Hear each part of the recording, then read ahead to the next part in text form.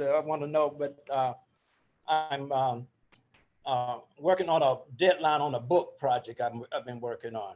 Okay. You're going to hear about the book. The book is going to come out in the next 6 to 8 months about a very controversial rape case in America. You'll hear about it. Okay, can you hear me a little bit? A little bit. Okay, I just wanted to say to all people who are presenting tonight at the grant, the idea is not for you guys to come on and just give us a brief synopsis of what it is that you're doing. We want to have an ongoing relationship with you. That is the breadth of what the agreement was meant for. Not for you just to basically come on and tell us what you're doing now.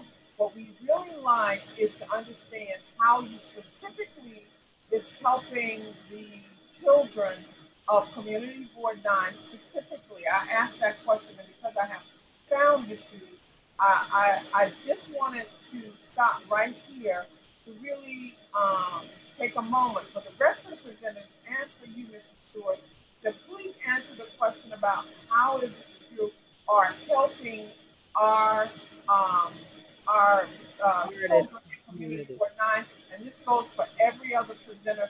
And again, we would like to not see you just for a minute. That's not what this is about. This is about having a relationship that we can understand, a continuing relationship so we can understand what's going on in your organization as it pertains to Was everybody able to understand her what Harriet said? Mr. Stewart, were you able to hear her? No, no, I can't hear her. She was Was saying, that addressed? Was that addressed to me?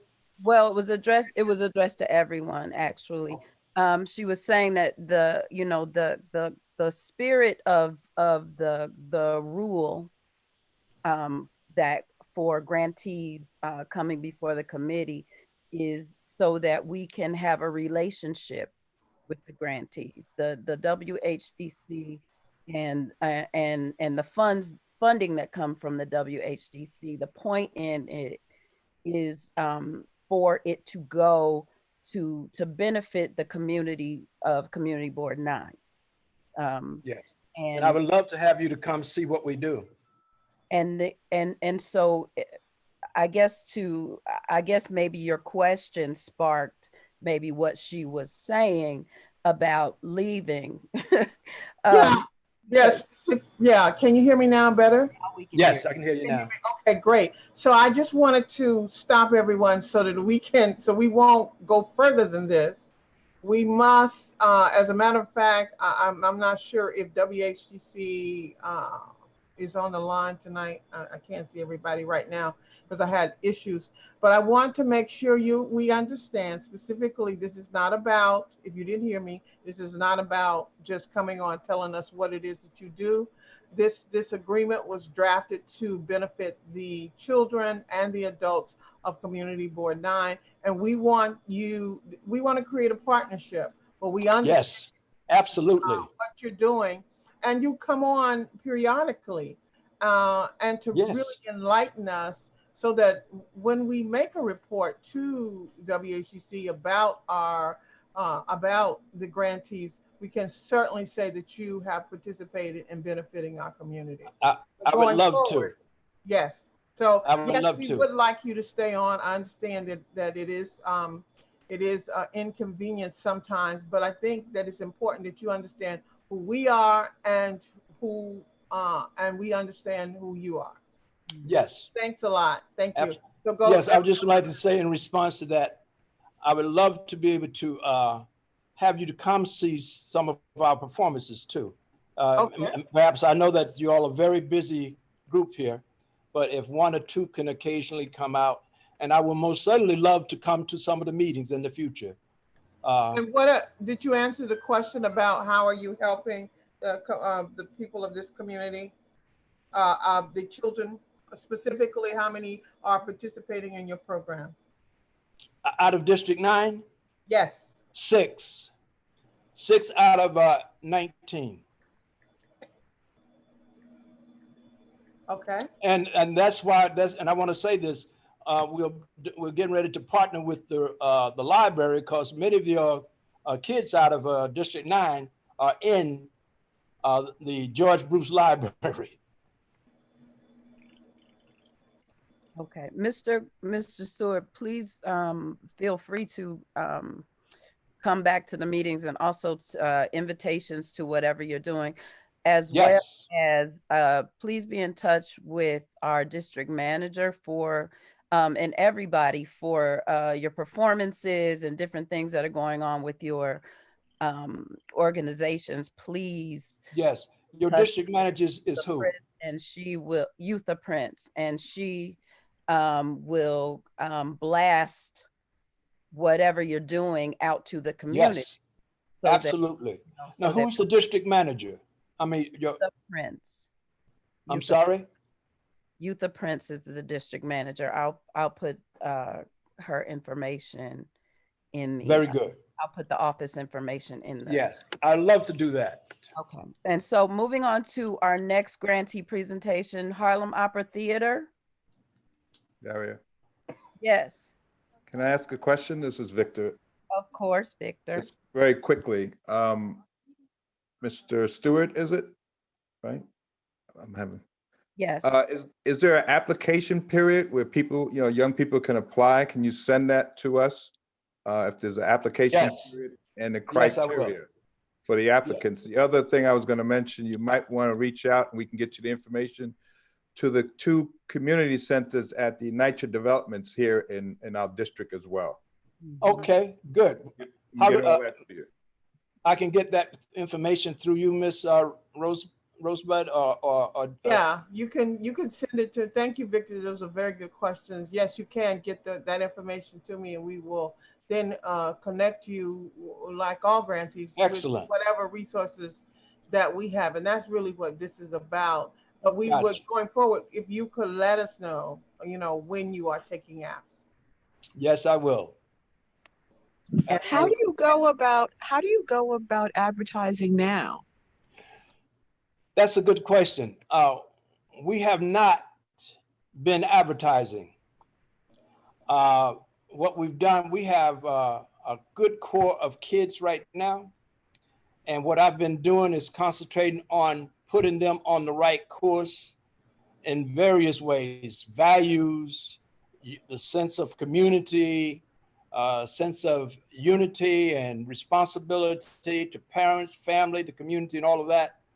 And we are now, just this past last Thursday, we had a meeting where we were talking about strategy to open up the project now and begin to bring in not only aspiring artists, but friends of the theater, an advisory board, and all of that. We have a board of directors, of course, but we want to now do a friends of, because we are relatively new. We've been in existence for 6 years, but we are now getting ready to go to our next level. So we will be putting together friends of the theater, opening up for, and I'm glad to hear about these 2 agencies, because I certainly want to reach out to them. And we will begin, we're going to do an audition in April. That's right, in April, for additional artists. So I definitely want to reach out to these 2 other agencies and announce that. But that's exactly what we've been doing. We've been like low key, getting the act together, getting the structure together, and now we're ready to go forward in the next phase of our what we call our development stage. Mr. Stewart, is your program ongoing, or is it is there a certain? Yes. We take a hiatus in November and December. Then we start planning in January. Workshops are getting ready to start next week, and we'll be into our first phase is writing, concentrating on the plays. The second phase is is the acting, directing, and then we go into production in June. I think it's June. No, July. And we mount the productions in August, the festival. I mean, how long are your participants able to be a part of your program? Is it once they get From- in, is it just ongoing, or do they have to Yeah. reapply every year, or how does that work? No, it's just it's ongoing for them. They Okay. have to. Once you're in, you're in. Yes, it's ongoing, year Okay. round. Okay. But Okay. like I said, we take a 2 months hiatus, November and December.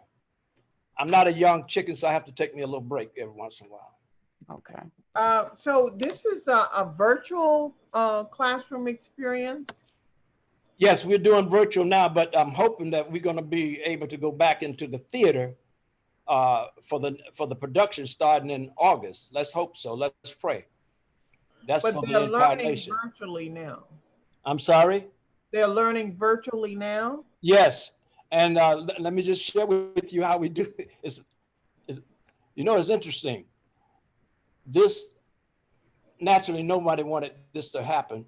But when this happened, these kids rose to the occasion. I mean, it was unbelievable how they cooperated with each other because we knew that we were railing against some difficult odds. But the way we would rehearse, everyone would have to find a room in their home during this virtual era, and they would have their scripts, and we would we rehearse just that way, and we performed that way, and it was very, very well done. Mr. Stewart, there's a note in the chat from our committee member Anita, saying that we also have a youth education and libraries committee, and they may also be helpful for you. Love to. So Love to get. I have your email. You emailed me, right? Yes, I did. I will. Yes, I know that. I know it you all a little bit because I couldn't get my act together on how I was going to come before you and got panicked.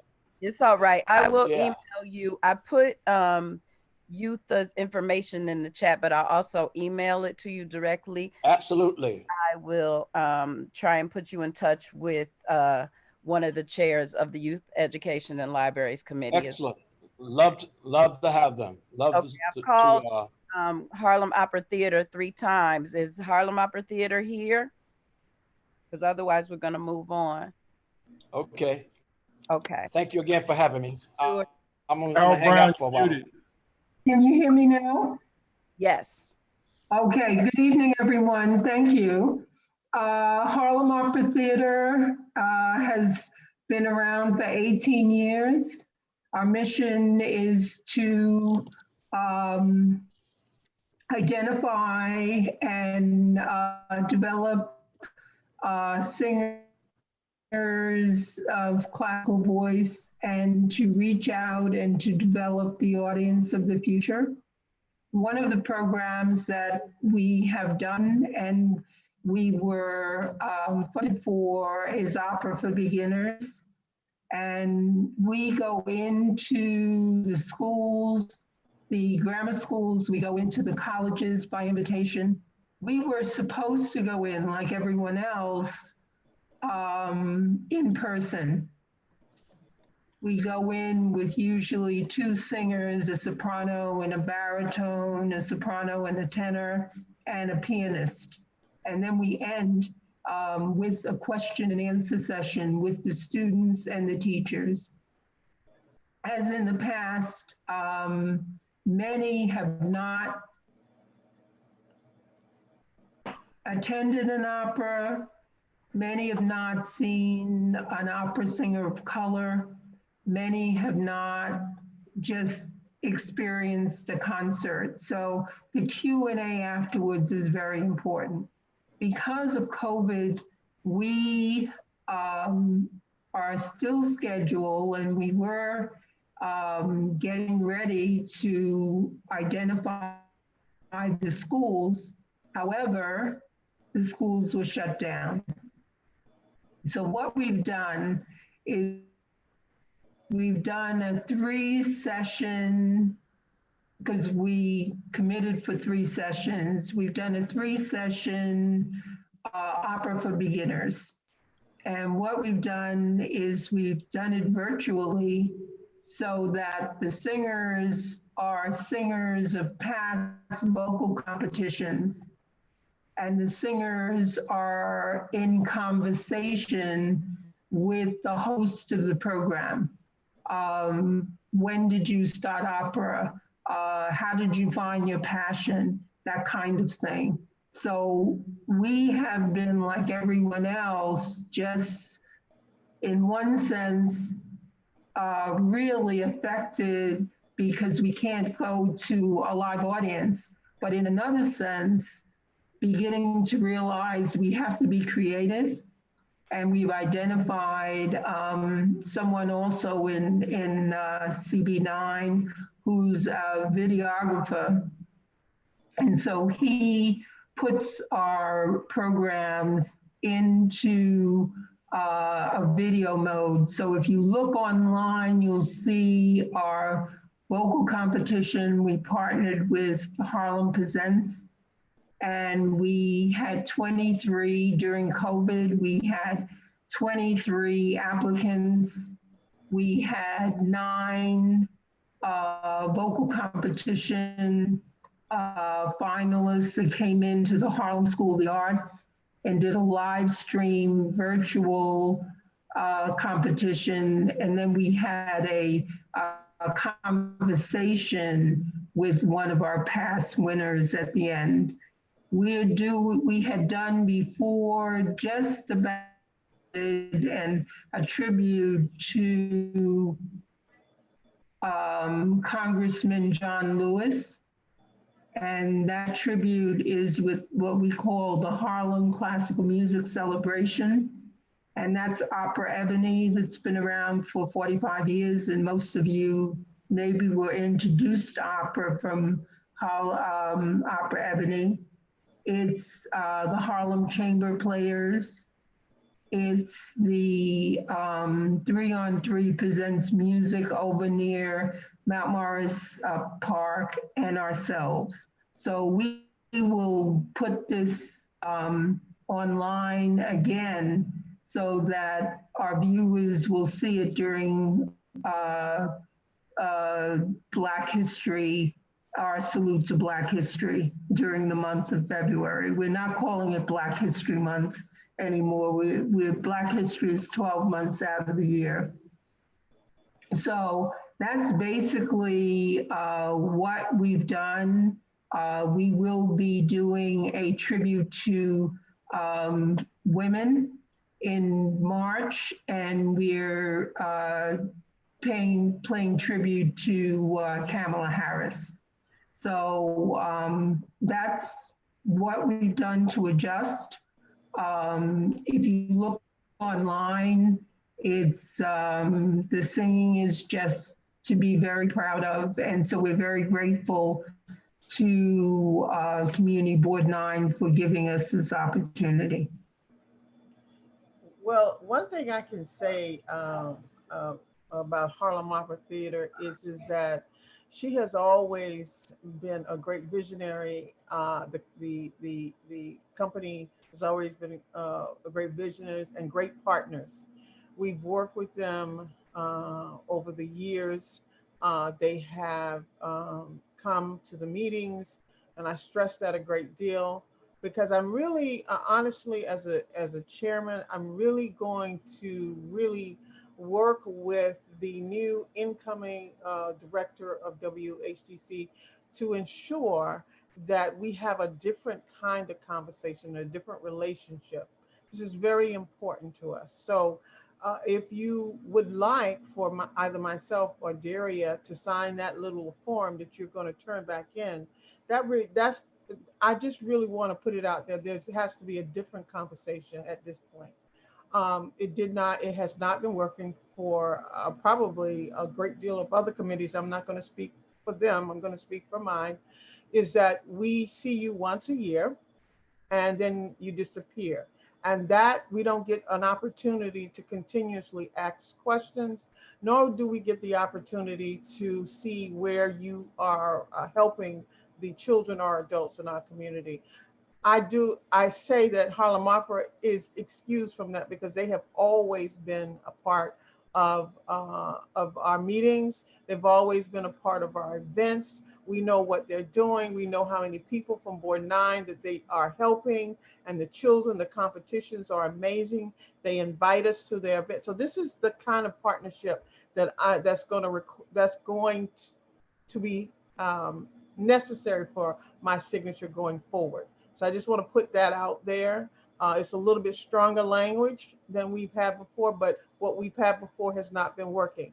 So thank you for being a wonderful partner, Harlem Opera Theater. I look very much forward to the rest of you continuing to join us in our meetings and letting us know what you are doing in your community to help the people of Ward 9.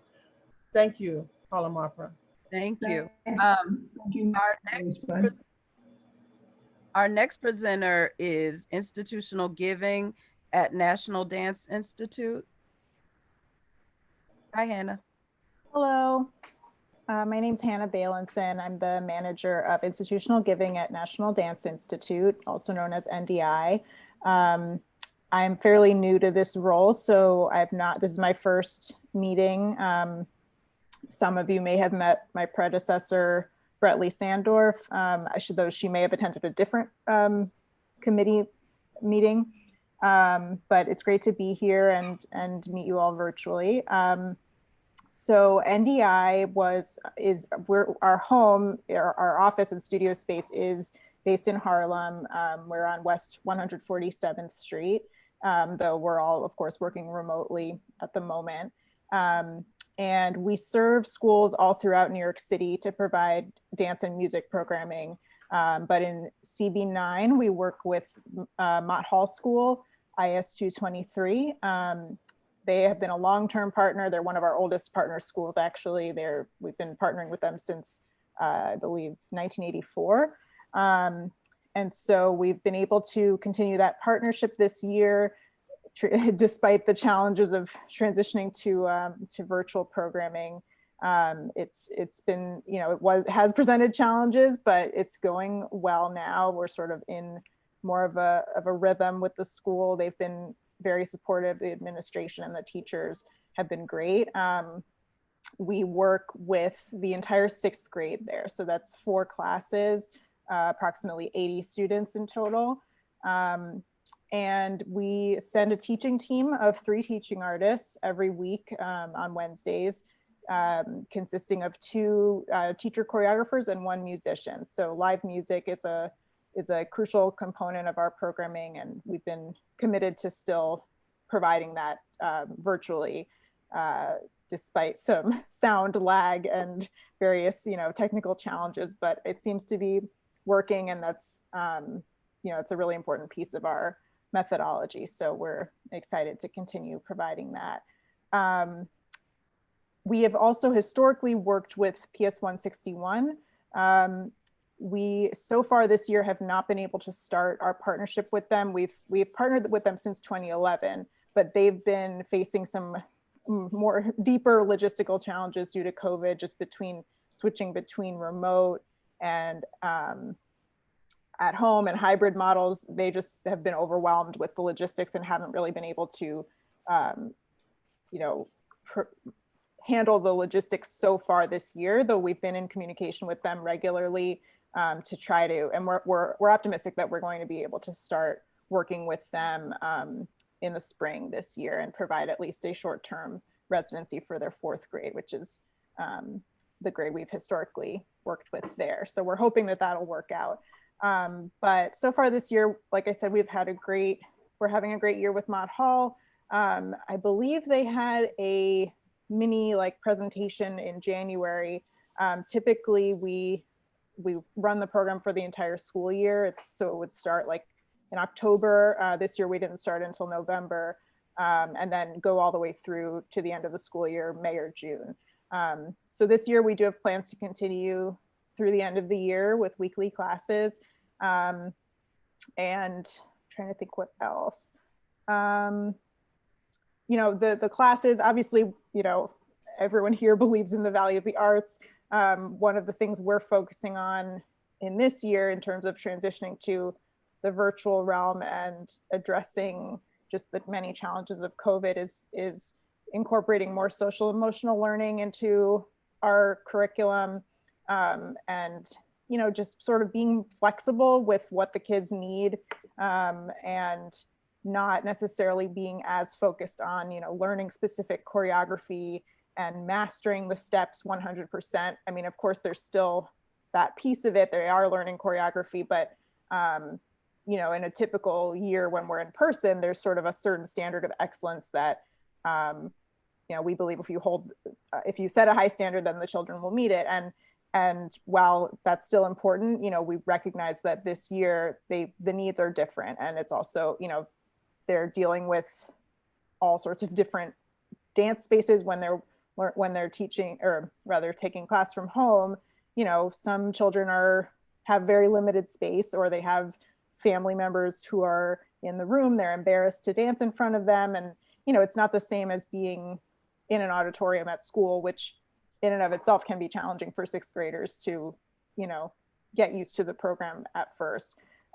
So we've sort of adopted a more flexible approach this year, and just our teachers have been there to provide whatever support they can for the kids.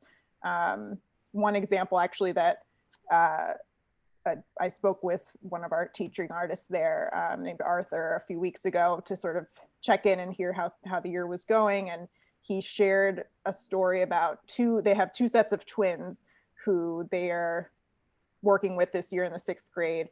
The twin girls are thriving. They're super enthusiastic about the steps. They're dancing full out every week. And then there's a set of twin boys who are sort of on the opposite end of the spectrum. They're struggling. They are logging on every week, and they turn their cameras on, but they almost always dance in the dark. They don't like to turn the lights on in their bedroom, and they're struggling to learn, but they're showing up, which is huge. And so I think what Arthur's point was, well, he shared actually that I think it was the week prior, that from when I spoke to him, the boys had actually turned on the light in their room, which was considered a big step forward for them, because they had been embarrassed to do that, and they finally felt comfortable enough to join with the light on. So that's just sort of an example of the small victories that we're celebrating this year, and just that the NDI method is meant to embrace children that are coming to it with any, regardless of their dance ability. We believe that any child can dance, and regardless of whatever point they're starting from, they can make great strides. I have a quick question. What is your recruiting? I think Tina asked this question earlier. How are you recruiting these children, and how many of them are in Board 9, or all of them are in Board 9? So the school is located in Board 9. I don't know. We don't know exactly how many of the kids reside in Community Board 9. We just, for privacy reasons, we don't have access to that information. But I think the majority of them do live within CB9, though I can't say for sure. And sorry, what was the other part of your question? Well, yeah, so a lot of these children often are from other districts or from other areas. So what are you putting in place to ensure that the students that you help are really, in fact, in Board 9? I mean, I guess primarily we've been just going by the location of the school, although from Mott Hall, some kids do come from other neighborhoods. At PS 161, which is the other school that we typically work with in the district, though that is a neighborhood school, so that in that school, pretty much everybody lives in the district. For Mott Hall, like I said, I don't know exactly, but I do know that all of the kids who do attend, are part of our program and who do live in CB9 are getting those great benefits, but we just don't have that exact information. Is it possible in your application process that you can insert that just to be sure? Sure, I can certainly look when you into it. invite, yeah, when you invite, when you have your open house, how do you do it? Open some type of Oh, open house? well, so the reason that, so we don't recruit the children. We partner with the schools, and Okay. and then whichever grade our partner schools choose to offer the program to, some schools do more than one grade, then it's Okay. mandatory for every child on that grade. So it's, Okay. so at Mott Hall it happens to be 6th grade. And then at other schools, it's often 4th or 5th grade. Some schools we have a sequential curriculum. So it depends on very much on the school, and we're always looking for new partner schools who are interested in having the program. And certainly, if you have suggestions of other schools in CB9 who are looking for more robust arts programming, we would love to, get in touch with them and talk about starting a partnership. Well, you could probably start with our Youth and Education and Libraries Committee. They will be happy to steer you to schools that would perhaps participate in your program. That's a great start. Okay, great. Yes, I'll definitely reach out to them. You can contact our district manager, Youth of Prince, and she can let you know and schedule them on the agenda. Tell them that you have visited our committee and that we referred you over there, so that you can get a good idea what schools are available to you. Sure. Yeah. I put it in the chat, but let me just say her number for everyone. Her phone number is 212-864-6200. That's the office number. And again, her name is Eutha, Eutha Prince.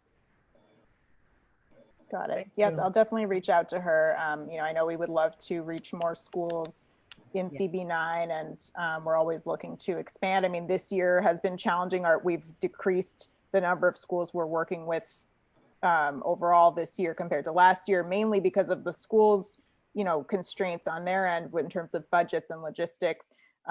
So, we know the challenges that the schools are facing, but if there are schools that would be interested in either starting with a virtual program this year or next year, whether it's in person or virtual, we would definitely, we're always looking to serve more schools in the Harlem community. So fantastic. Thank you. Eutha is also who you would send your announcements for performances or for deadline, open application seasons or that. So she does the blast to the community. Great.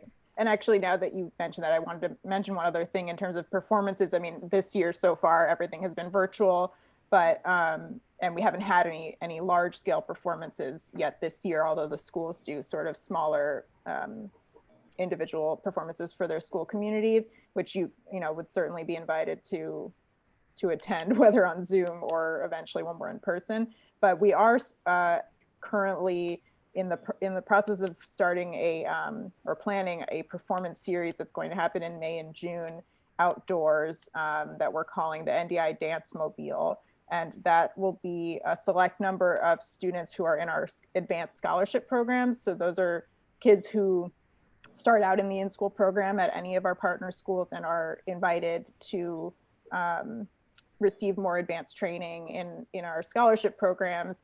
And they then have opportunities to perform. So typically we have a big performance that happens down at NYU Skirball Center every June, but this year that won't be possible. So we're reimagining that in this dance mobile, which will essentially be like a bus or a small van that will transport some of our musicians, and then the children will meet at a location.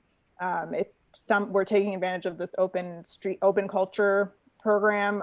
So we'll be performing in outdoor areas that have been designated by the city as performance spaces, essentially. So I will certainly, once we have the details of that set, I'll send that to you all, but we would just email us. And also, Hannah, if you could please come back in a couple of months and give us an update of your summer activities, and just, you know, just keep us abreast Yeah, I would love every to. few months. We would appreciate Also, it. just Absolutely. from an artist perspective, and this is for Hannah, and this is actually for everyone. But Hannah, since you're on the hot seat right now, Mhm. from an artist perspective, what how many artists are you employing with your program? Great question. Great question. So currently we have 48, approximately 48 teaching artists and musicians who are all either they've had professional dance training and performance experience and or musical music training. And they've also gone through our own teacher training program in the NDI methodology. So they come from a wide range of artistic backgrounds. But yes, currently that's our roster. They're not all fully deployed at the moment because just of the smaller scale of our programming at this moment in time, but they're all, you know, we're bringing people back on as much as possible. We've kept, I mean, we've had, thanks to, you know, a lot of emergency grants and PPP funding, we were able to keep all of our full-time staff, which includes many teaching artists, employed throughout the pandemic. Part-time, some part-time staff are not being fully utilized at the moment, but we have, you know, plans to bring everybody back as soon as we're able to fill up our normal roster of schools. And are any of those from community, the teaching artists from Community Board 9? You know, that is a great question. I know we have a number of teaching artists who live in Harlem. I don't know specifically if they're in CB9, but I could find out. Yeah, Hannah, listen, that would be very important to us. And even if you don't, if you could come back to us and let us know, give us that information. And we want to for you to consider, that's all, everybody who received a grant from WHCC. It also, hiring artists is really part of what we'd like to see. We'd like to see them, our artists employed as long as helping the people of our community. So when you bring back the data, if you could, you know, bring that back, and if you do have, that would be excellent. And if you don't, please consider moving forward the great artists of this community. And we have actually an artist database, which is also you can get from Miss Prince when you call her. When you're considering hiring artists in this community, if you could use that database sometime, not saying all the time, but as you need, that would really go a long way to employing. Mm-hmm. Yeah. Yeah, absolutely. And, you know, we would love to, you know, have more artists in the community join our team, and where we do have ongoing teacher training programs that have been happening virtually. So that's something else that I can share with Ms. Prince to distribute, because we have those opportunities. Those tend to be how people, that's sort of the first step to getting hired as a teaching artist, is taking one of our trainings. So, you know, I can certainly share that information, and then, yeah, we would love to have folks from the community participate. Please, I'm gonna also put my email in Yes. in that. So when sharing things like that, when you're sharing it with if you wouldn't mind CCing us as well, it would be great. It's not mandatory, but it's definitely helpful. Sure. I think I saw Yutha's phone number in the chat, but not her email. If you wouldn't mind including that as well, that would be great. I'll have to find that. Do you have it, Harriet? By the way, I started the meeting so fast, I didn't introduce myself. I'm Daria Hardman. I'm co-chair of Arts and Culture, and Harriet Rosebud is our other co-chair of the committee. Were there any questions about that, or shall we move on to our next? I could tell you that Yutha Prince's email is eprince@cb9m.org. Thank you, Mr. Great. Murray. Thank you. So we're moving on to our next presentation, the digital media training program. That's me. That will be you. So I started the digital media training program in 2013. I had been teaching broadcast journalism at Columbia Journalism School for 12 years. And I had also been working at ABC News as an editor at World News Tonight with Peter Jennings for 28 years. And I decided I wanted to teach these skills to people in the community. And it coincided with the Community Benefits Agreement program. And so we've been funded for the past 7 years through the West Harlem Development Corporation. The previous year, we took 2019, we took a group of Harlem-based filmmakers to Tanzania, East Africa. We took a group of 5, and we immersed ourselves in the Maasai culture in East Africa. And we were actually hoping to, and we did start a collaboration, but the idea was to bring some Tanzanian filmmakers over to Harlem and have us continually go back and forth. But of course, after COVID hit, that put our plans on hold. We did have a screening at the Roone Arledge Theater at Columbia, January 19th of last year, of the film that we made about our trip to Tanzania. The current project that we're working on is a collaboration with the Fortune Society.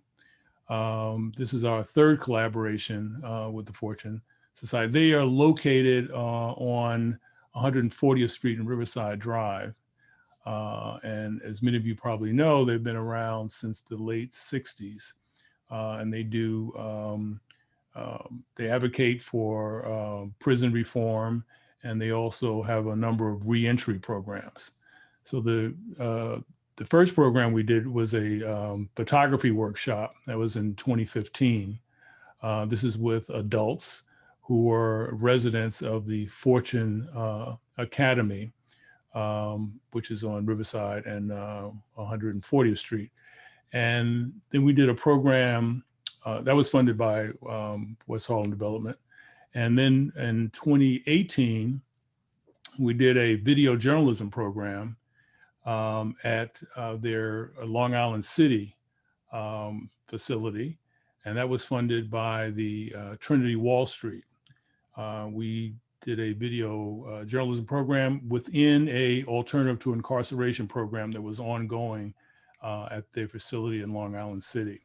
And actually we produced 7 films from that project.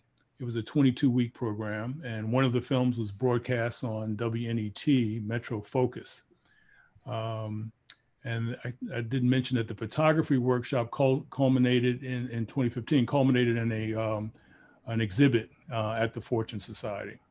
The current program started out as a photography and videography program that trained people to, 1, in photography, and 2, in videography, with the idea that they would also get some of their films broadcast on WNET. So we've had a partnership with the Metro Focus, which is their public affairs program. And we've also had a partnership with WABC. We've had a number of our students on WABC as well. The Here and Now program, featuring some of the films that they've done. Of course, when COVID-19 hit, we had to turn to a virtual program, which meant everybody had to have their own camera. So we got a $15,000 grant from West Harlem Development Corporation. And I realized that really wasn't enough to get everybody their own equipment. And so I reached out, and we got a grant from Apple of iPhones. We got a grant of 50 iPhones. The 11 Pro Max, which at the time was their top selling. They've since come out with the iPhone 12, in September. But this allowed us to get everybody their own camera. And so it took a while to get it. We didn't get the devices until mid-September. We did a lot of recruiting within Fortune. And we also partnered with Silicon Harlem, who provided us with 5 Chromebooks. So we had a lot of challenges getting this off the ground. We initially got the grant, the first half of the grant in July, but it took us a while to get the iPhones, although we were promised the iPhones from July, but we got them in mid-September. But we're up and running now. We've done the first photography module. We had in the class 8 students, and these are all adults. Mostly the facility in Harlem are pretty much all adults. Their younger clients are out in Long Island City. But we had 8 clients from Fortune who resided at the Fortune Academy. And we had, these are all adults, and we opened it up to community members as well. And so we had 2 people from the community, and we had 1 Fortune staff member be a part of the program too, who lived in Brooklyn. And the idea was to do very quickly a couple of things. One, to get people to express themselves artistically. Also to develop a facility, technical skills with the iPhone, and as well as with computers. And one of the challenges we had was that people who are incarcerated, particularly those who've been there 20 years or more, really don't have a facility with computers or phones. And so getting them up to speed. We had several projects that we've undertaken. One is a calendar. Every student is doing a calendar. And I have some examples. This is one of the calendars that one of the students put together, and each one will have has their own personal calendar. And we're actually going to do a compilation of calendars. We focus a lot on self-portraits. So she does a lot of self-portraits, but she also does a lot of street photography as well. And so each person is going to have their own calendar. The second project that we're going to be doing is a project that is another calendar from another one of our students. And this particular student just got out of jail, basically, in September. And she did a series of self-portraits. And for her, it was a journey, as she put it, to reclaim her personhood. She said she was totally, lost who she was during a year of incarceration at Rikers Island. And these series of portraits essentially allowed her to, sort of reclaim, who she was. And so it was a little bit of a journey.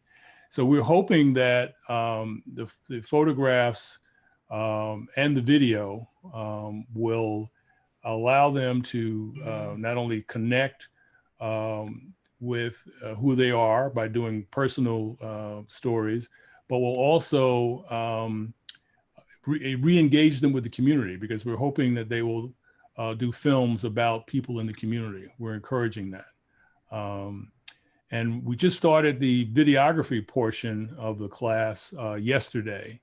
And we have 8 people from who are clients residing at Fortune. We have 4 community members, and we have 2 that are outside of the community. So we've developed partnerships a little bit broader this time. We're partnering with WBAI 99.5 FM, which is a community radio station based in Brooklyn that reaches the tri-state area. And they have offered to get some of our content and broadcast it on their radio station. And we've also been talking to Columbia University's radio station. They've also offered to broadcast some of our content. You may wonder how videography is going to translate into radio, but it is pretty much storytelling using audio, obviously for radio and podcasting, but video in terms of WABC and WNET. So what I could use and from you folks, first of all, it's really wonderful to hear about all the other things going on. So I will, even for that reason alone, I would love to attend some more of your meetings because it's very encouraging to see other people and what they're doing. But what I could use is computers, because we're moving into a phase now that the Chromebooks are not really going to work. They're fine for the Zoom classes that we give, but we need computers for our students to be able to do the editing of the photographs as well as editing of the video. So, I've purchased some used equipment. I've also, purchased some new equipment, new computers. And we've refurbished, we've updated some computers that we have, but we certainly are looking for that. I'm also looking for suggestions for community members. And obviously we're only focusing on adults because that way, the adults, we don't have to worry about mixing the classes with, children and adults from Fortune, that everyone has to be over 21 to be in this particular program. But what we plan, in addition to working with WBAI and the Columbia radio station, we also plan to have an exhibit at Columbia and some screenings of some of our films that come out of the program. Yeah, computers, suggestions for going forward for community members. And also we're looking for stories that we could actually focus on from people in the community. Let me stop you right there. Because we got some stories for you. we do. That's coming up in our next segment, but yes. That's coming up in our old business. So if you can sit tight, that would be wonderful. Mr. McCray brings up a very good point, which is he has needs, as we all do. And the thing about the community board is we are a board of volunteers. We are a quasi city agency, but we are all volunteers and we have no money. What we don't have is money, but what we do have is, I call us the keeper of the resources. And the resources being you all. And our access as well to elected officials.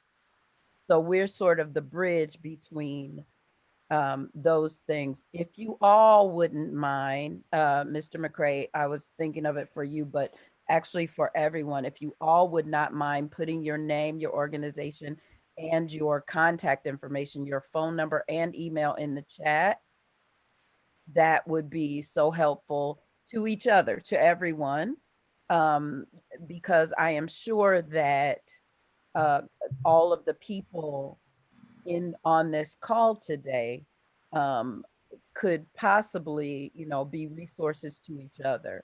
And, that is a major reason for all of this and for what we do. Mr. McCray, I wanted to ask you, I actually took one of the classes, and maybe it was right before you came, because Renee was at the Fortune Society. I know Renee, yeah. Our meetings as well. And I actually took one of the classes. Are your is your programming solely for formerly incarcerated, or would other people in the community be able to join? No, we actually have opened it up to people in the community. We're primarily focusing on Fortune clients, but we do have some slots open for people in the community. They have to be over 21, and we're, trying to stick to people in Community Board 9. But it's, there are some people who live outside of Community Board 9. The grant we actually got was not only 50 iPhones, but we also got funding from Apple as well of $50,000. So we were able to, that's how we were able to purchase some of the computers and audio equipment, microphones, and some of the supplies going forward. Did anyone else have any questions Yeah, for me? yeah,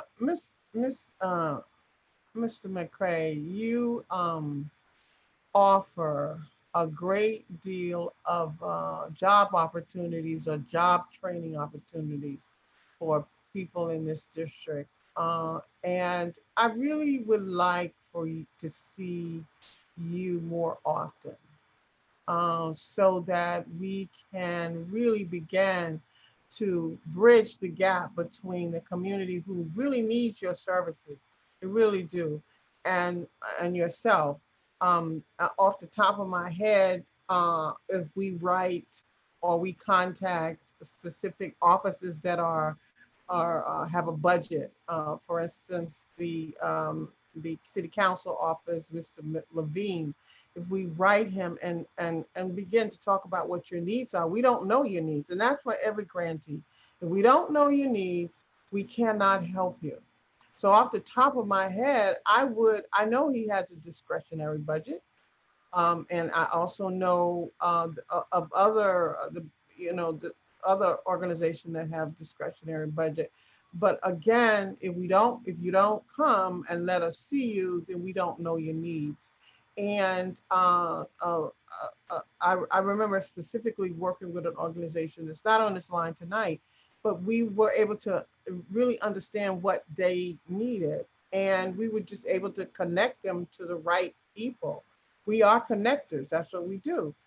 But we just have to know that you're there. And so in saying that, I really would like to see you, please, Mr. McCray, no less than 3 or 4 times a year, so that we we just need to see where your training is, what you're offering our students. We have an artist pool of people who possibly need this kind of training that's in this district. So we need to work closer together in order to really benefit the community. Is that fair? No, Mr. no, Mel? you got me. I'm definitely coming back. You're gonna probably get tired of me, but No. one thing I wanted to mention that I didn't, and people always suggest that I always should mention, is that our big claim to fame is that we won the White House Student Film Festival 3 years in a row. That was a K through 12 opportunity, and on 2015 and 2016, we took 2 groups of 5 students. The first year was, they were mostly from grant housing projects, but we took them to the White House. The second group in 2016 were from the A. Philip Randolph High School. And we're able to not only go to the White House for 2 days, but they also got a photo op with President Obama, and they got Obama hosted the screenings of there were 15 groups from around the country, and they were in the East Room, and they had the screening there. And our 15-minute film was called Mentoring in Harlem, and it was shown at the White House and was on the White House website. So we got a lot of publicity. And of course, after that, we're on live at MSNBC, Melissa Harris Perry show, as well as WABC. So we got a lot of mileage out of it. And of course, the young people were totally thrilled. Well, that's something you should not skip. I'm reminded of that, yes. Thank you for sharing that. Any other board members want to say anything? Board members? Okay. Got any spare computers, let me know. Well, hopefully, if you check the chat, Mr. McCray, if you have not put your information in the chat, please put it in there so that people can reach out to you if they do have resources, and you can also reach out to them. Our next presenter is going to be Anita Chang, our board member. Anita. Oh, good evening, everyone. Good evening. I'm I'm not in the same, so what I'm talking about is completely different from the grant recipients. And actually, I'm here just to mention something that we're just starting. I wasn't here last month because I actually went to the Health and Environment Committee to talk about the possibility, and I also went to the Senior Issues Committee to start to talk about a possible CB9 PSA for COVID vaccines. And what I don't know if, I'm debating whether or not I should do this, but I can show you a census PSA that we made a couple months ago. I don't know if I don't know if she set it up for sharing screen or not. And let's see. I Oh, it can. looks like maybe you can try to share your screen. Okay, let me pull it up. I had it. Now I have too many windows open here. So the while Anita is figuring her technicals out, just really quickly, Anita has actually put together a I don't know if it was a series of or at least one video short PSA for the census with one of our board members. And so what she's suggesting is putting together one or a series of PSAs for the COVID vaccine. And so she's looking for. So Daria, I put the link in the chat. I don't know if you or Harriet can share it because it's not, I'm not allowed to. I just tried. I can see the link in the chat, and I also see you have a question for Mr. McCray also in the chat. Oh, Mr. McCray and Hannah and Nellie and yeah, you can go ahead and ask them, Anita. Go ahead.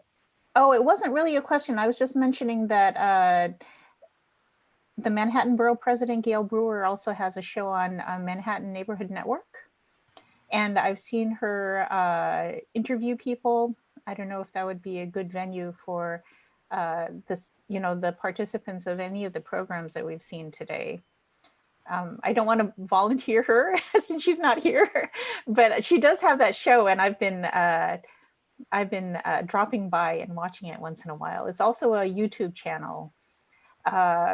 Our community board also has a Facebook page if anyone has anything to share. And I would actually, so what I'm here to mention today, and I got all excited as I was hearing your presentations, is we would like to, or I would like to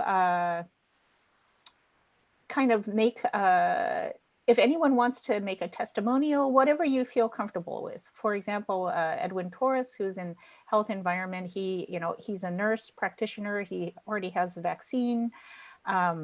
He could give a testimonial, I already have the vaccine. So what I've been hearing from, Comptroller Springer's office, the mayor's office, from Mark Levine and other elected officials is for this vaccine effort, we need what they call trusted messengers. Yeah, and those are often people in the community. Yeah, not people far away or people we don't know, but people who are members of the community. And so I'm just putting out an invitation. Actually, the kind Jonathan Synagogue has given me some materials that I'm looking through today. This week actually is the first week of classes for me. I'm teaching. So I'm gonna have to, maybe I'll get into it next week. I actually teach, I'm an adjunct in the film and media department at Hunter College. And I did used to be a designer at WNET Channel 13. So if anyone would like to, so if you, I don't know if Daria or Harriet can show this YouTube, or everyone can, look at it on your own. It's a short, quick thing that Marty and I did. And what he did was he did what he felt comfortable with, which was record himself, with a script. And then I just put graphics on top of that. So, and we can do any kind of I'm looking forward to working with Jonathan's artwork, for example. I'm not sure what we're going to do yet, but I think that'll be the kind of the fun of collaboration. And we were sent the specs to the Link Kiosk Network. They can take, JPEGs and also some animation. So that would be like an ultimate goal, I think, for us, because those are, on the street, literally on our streets. We can target the kiosks that are in Community Board 9. And if we get participation, we can have, a few seconds from each person, whether it's artwork. Like I thought of, Daria would be wonderful on video if she wants to say anything. And it could be any level that you're comfortable with. It can be, like sending someone to a trusted place for information. Yeah, like this is the place to get information. Don't go, to random places that you Google, go to the city, or for information, go to your doctor, go to the state. Or if you feel comfortable, you can say, I got the vaccine and I feel fine and it didn't hurt, or, whatever you feel comfortable with, I'm fine with working with. And if Carol or Hannah, if your participants, would feel comfortable saying, you need to know, the real thing, and once in a while I look up PSAs. Apparently, the coach of the San Antonio Spurs, Popovic, just made a PSA with Kareem Abdul-Jabbar. And and so, so community leaders are starting to make these PSAs. I don't want to take too much of our time, but I just wanted to mention this. This is something we're just starting, or I'm just starting. And senior issues, we're working on, we're concentrating on audio. Yeah, like phone banking messages, voices for seniors who don't have, iPhones, of course. And then we can, post them on Facebook. We're kind of, doing it as we go and seeing how, what direction to go. And this might, it might take us several months, right, to go through vaccinations, if not longer. So we can adjust as we go along and test out some ideas. That's my email. I just put it in the chat. So basically, you're just looking for artists that you think could make PSA announcement or art organization. Is that what you're saying? Right. We can talk to different people. Like Harriet, I would love to, use, if you have sketches of your designs or drawings, we can, incorporate that in some kind of message. If, there are singers or dancers or actresses or actors, what people are comfortable with, I think would be appropriate. I think that's a great idea. I think someone like the Harlem Opera, I would love to see them come up with a soundbite. Me too. Me too. Yeah, that would be good. So perhaps we can connect you there. Right. So Melvin, Melvin, if you have anyone. Everyone in the community knows a Harlem Opera, and they are a trusted voice. And it's a win-win situation because the opera gets more exposure. And I just think it would be a fun thing to do, to see that as a PSA. So if you guys could connect, Ms. Brown, and I think if you guys could put your emails in the chat, and maybe you can connect and come up with something wonderful. Yeah, Hannah. And I think, probably every artist and art organization on this call could potentially. Yeah, it would be fun, Hannah. That would be great. Maybe the kids can do something. Before we move on, we needed to add one organization, and Ewan Chin is asking questions in the chat. Ewan, you're unmuted. If you want to ask, you had questions for Mr. McCray. Thank you, Daria. Hello, everyone. He answered it in the chat. Okay. I was thinking of opportunities if his clients were trained, were job trained, but he just mentioned he only teaches creative expression. It would be nice if it led to, especially the Fortune Fortune Society's clients. If it would be nice if it could lead to some, a level of job training, which would afford them an opportunity to re-enter the workforce. It would be And nice. earn some income. Yeah. Well, that is an interesting goal, and I see where you're going with it, and the reason why we haven't focused on that, I know, because a lot of the people that we've been working with have been high school age, and some programs are adults, and so the adults that we're working with now range in the age from, I would say, 40s into the 60s. And, I think it's a learning process. We're just sort of like feeling each other out.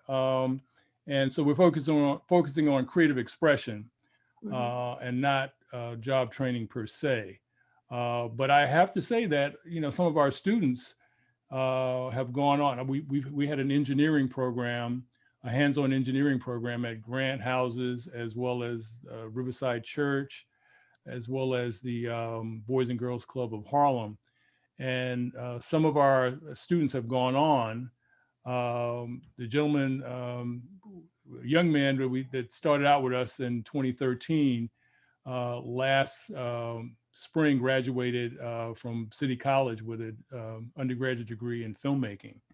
And great. one of our students has gone on to a computer science program at Rensselaer Polytechnic. And another one of our students has gotten an engineering degree from Rochester Polytechnic. So we've had some great success stories. Yeah. But the focus has really been creative expression, and not necessarily workforce training. Okay. Thank you. Oh, by the way, I'm putting a PSA that we did, Media Genesis, my production company, did on Governor Cuomo asked organizations to put together PSAs on wearing your mask. So I just put a link to the PSA that my production company did on wearing a mask. But I'm all for PSA, so let me know if I can help out. Oh, great. Thank you. See, there you go. So yeah, we're gonna move on because we still have another organization, and it's almost 8 o'clock, for Arts and Minds, and we have Nellie Escalante and Carolyn Halpin Healy. Which one of you? I'm going to be presenting. Carolyn will be presenting. Let me see if I can make you a co-host. That'd be great. So you can share. My name is Nellie Escalante, and I'm the program coordinator of Arts and Minds. I'm here with the executive director of Arts and Minds, Carolyn Halpin Healy. We offer art experiences for people with dementia and their caregivers. We used to do that pre-COVID in galleries and museum spaces, and now we're doing that through Zoom. So we're getting 70, 80, 90-year-olds logging on to Zoom. We have all sorts of formats. Our classic format is looking at a work of art and then having an art making experience. We also have art conversations and all sorts of things. So I'm gonna give it over to Carolyn, who will talk more in depth about the program. Thanks so much, Nellie. And thanks to everyone on the Arts and Culture Committee and all the other organizations that are here. It's really exciting to hear about the work that's going on. And I've just got a few slides. I want to describe a little bit about what Arts and Minds is about in case you haven't heard of it.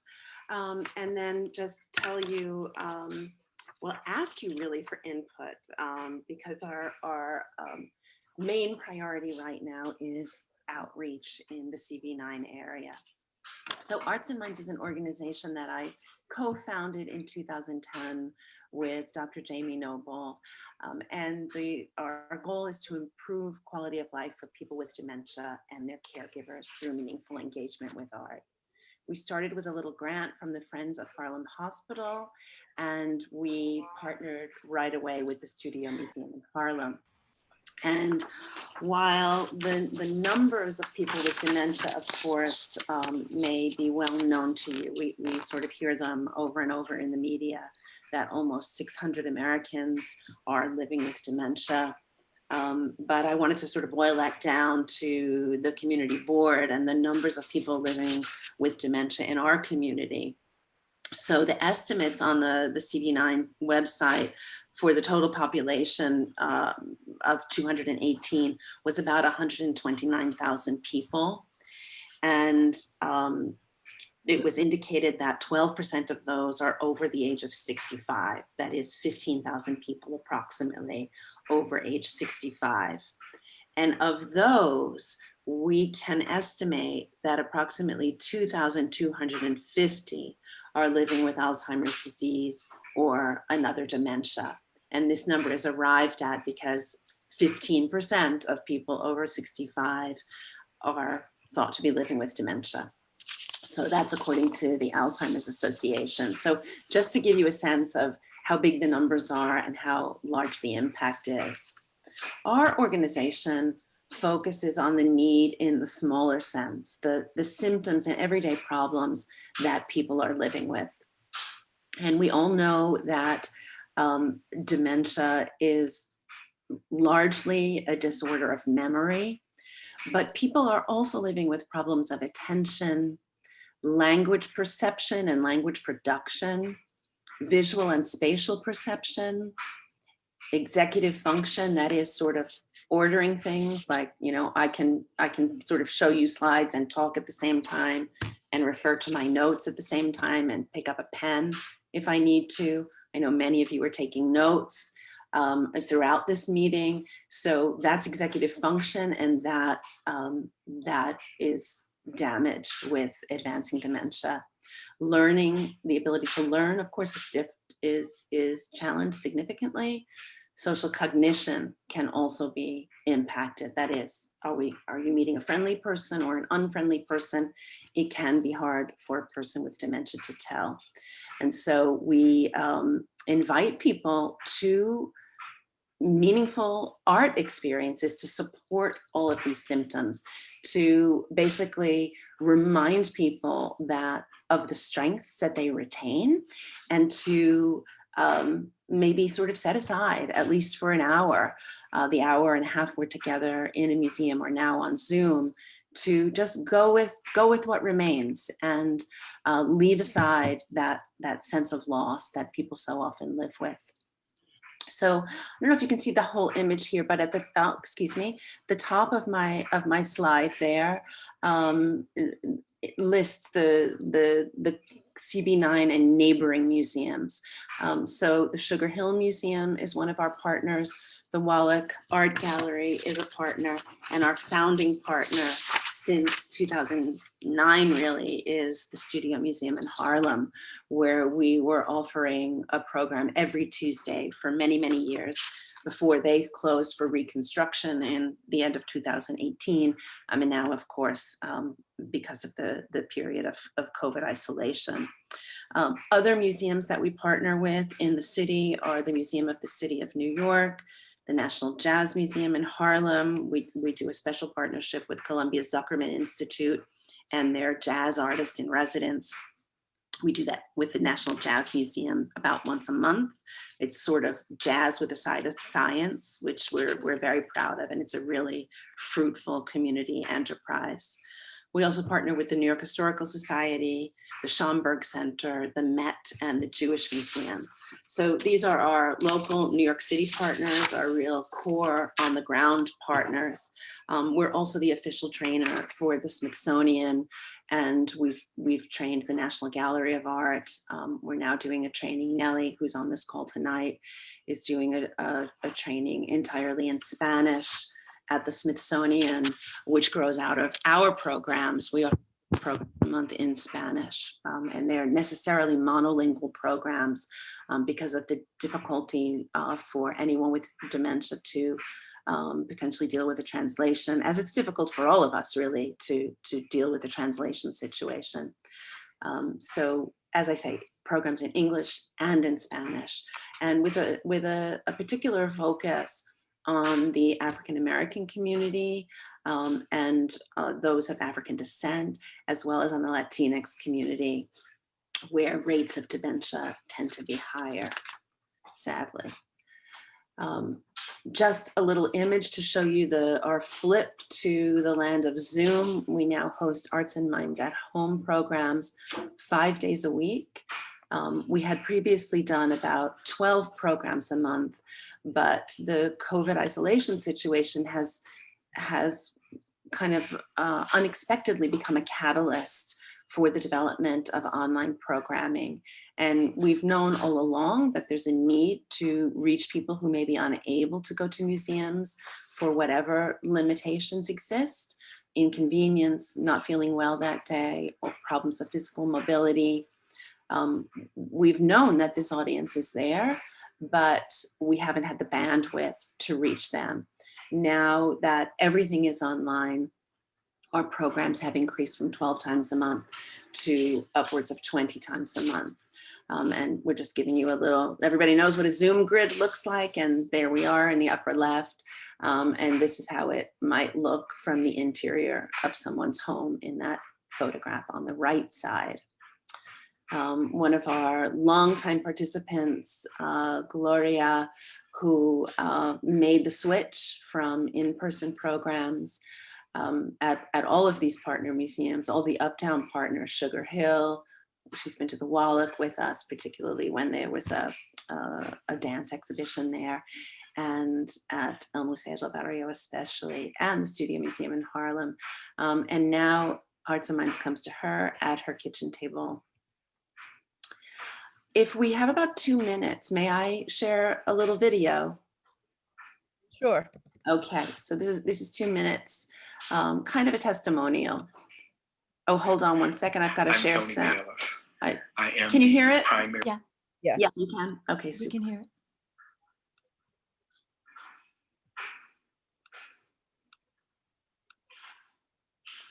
Sorry about that. And try it again. Here's Tony. I'm Tony Bayless. I am the primary caregiver for my wife, Linda. Arts and crafts have been a major part of Linda and my life for many years. Linda and I painted together, we drew together, we did pottery, we did stained glass. We even had a darkroom at home where we developed our own pictures and photographs. Then over a period of time, all of that took a back seat to Linda's illness and her memory loss. Then one day, one of Linda's doctors, who knew how much she loved to draw and sing, gave me a pamphlet, a flyer about Arts and Minds, and I reached out to them. They were fantastic. It was like they could hug you through the phone with understanding and passion and support.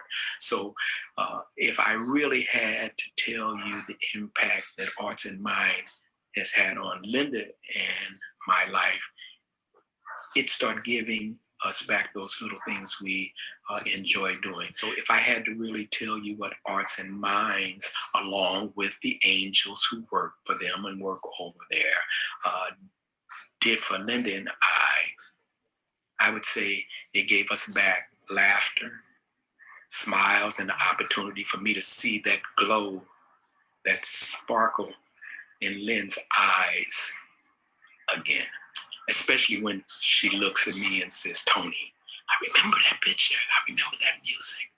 I remember that art. And she just smiles and smiles. That's what Arts and Minds and angels who work there have done for Linda and me, and the impact they've had on our lives. And I will forever sing their praise. I thank them so very much. Love you all.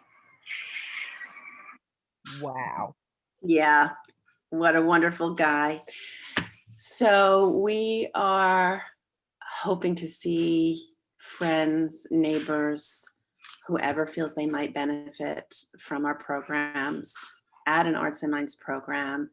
And hearing all that I've heard tonight, I'm really thrilled to be here and have the opportunity to tap this incredible community resource. Yeah.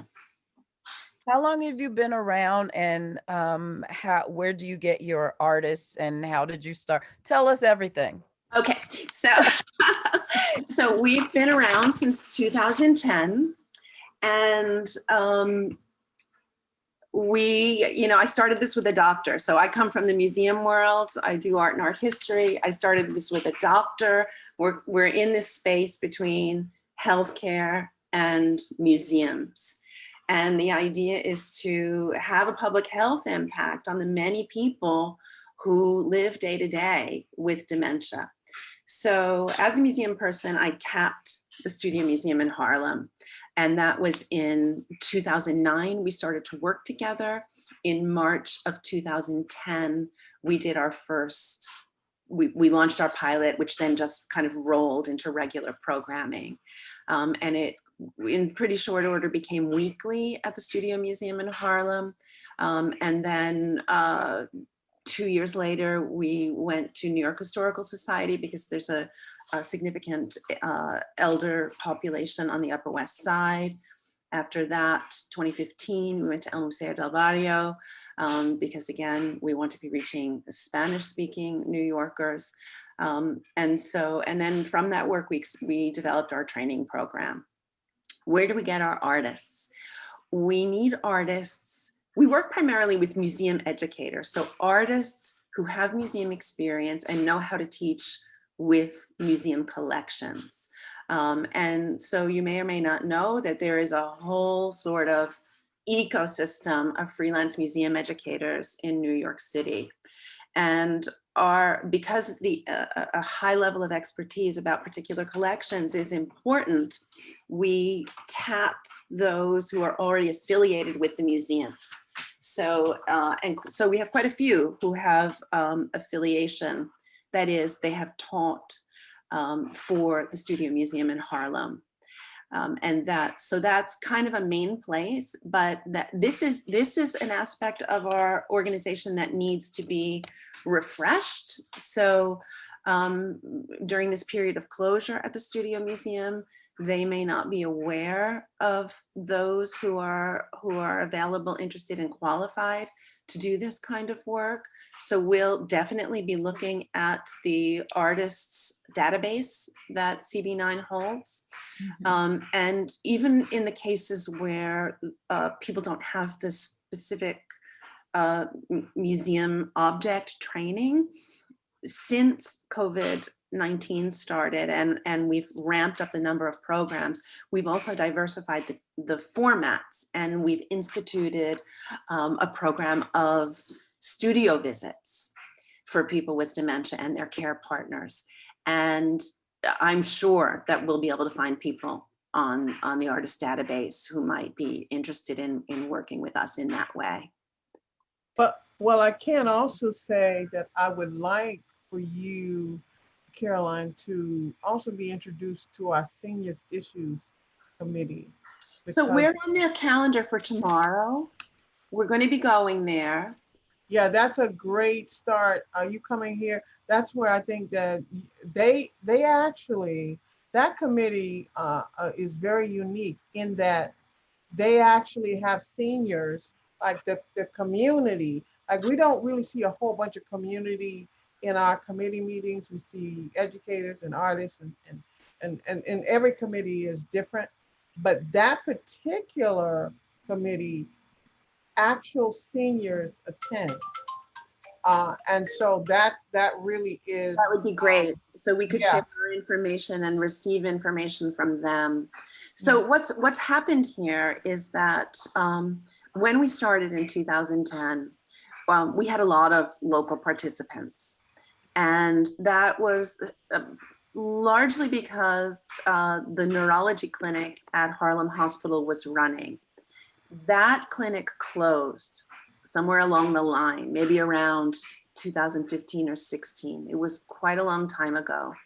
And so those original participants many have left our program through natural attrition.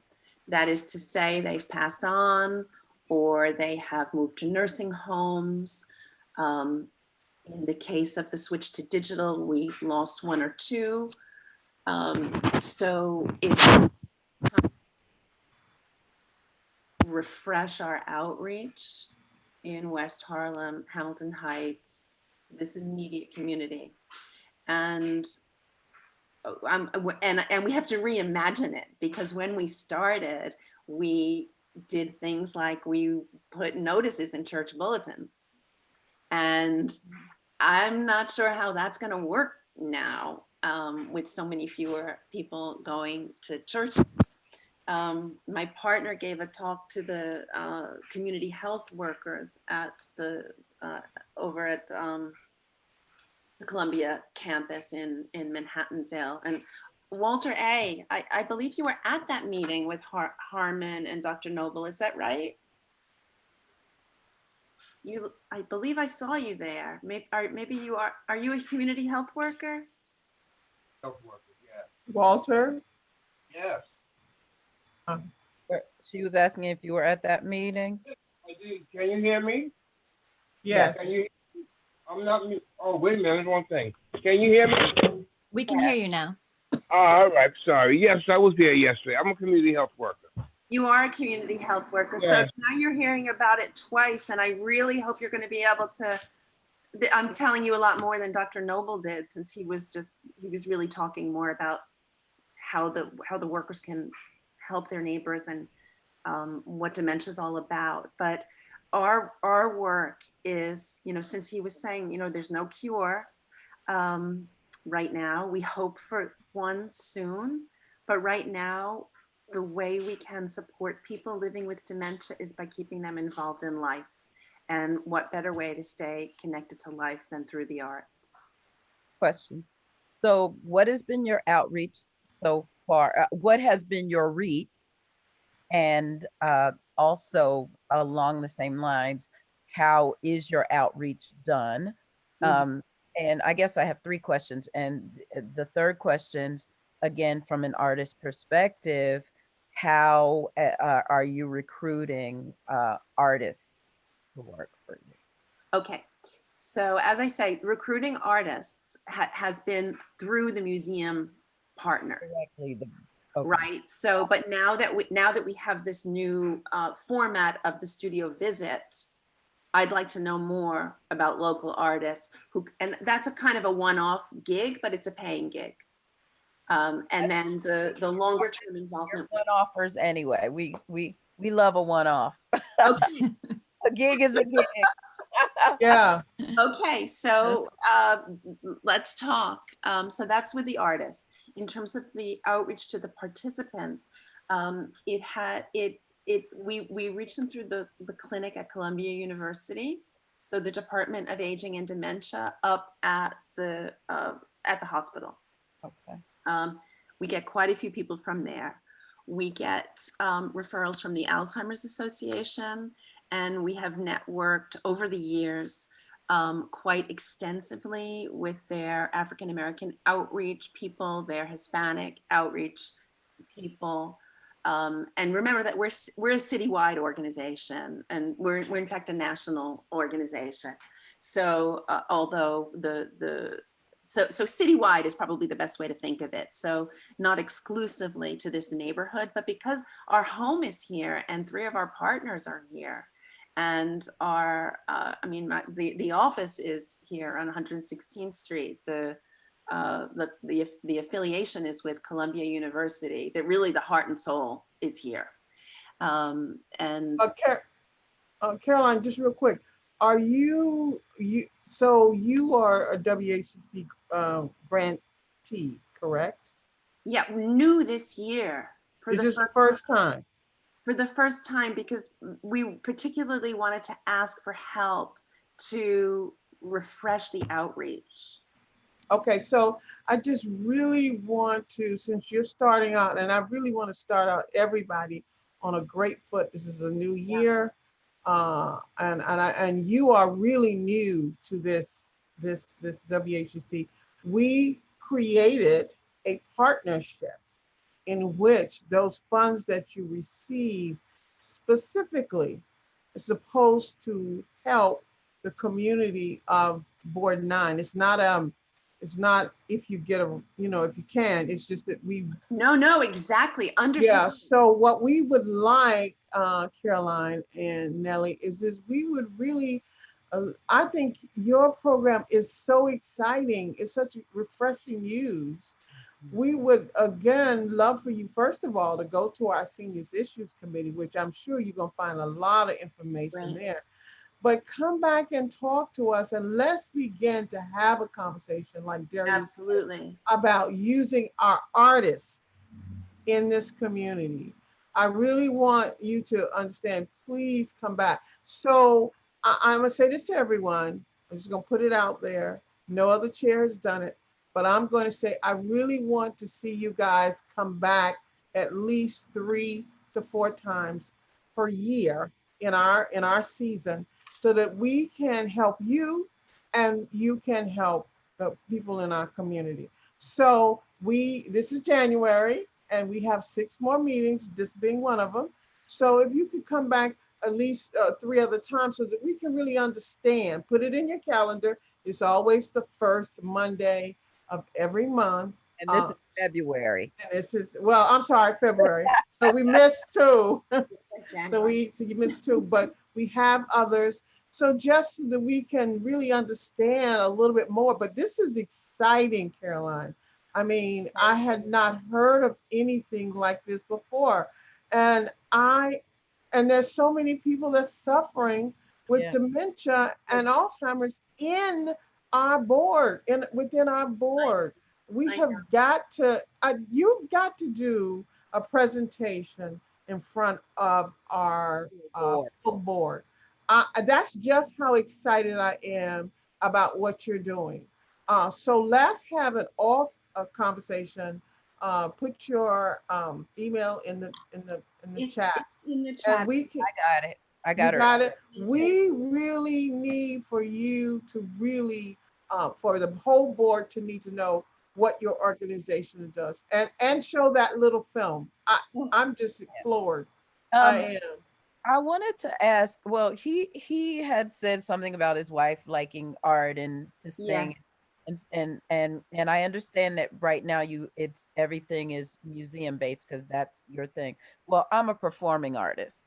So not coming in and shaking up what you're already doing, because I'm sure you're very good at it, but especially, in this new format, this Zoom format, some performing arts, a little bit of singing and dancing. Absolutely. Might add to what you're doing. And I would love to be a part of that. I'd love to refer you artists.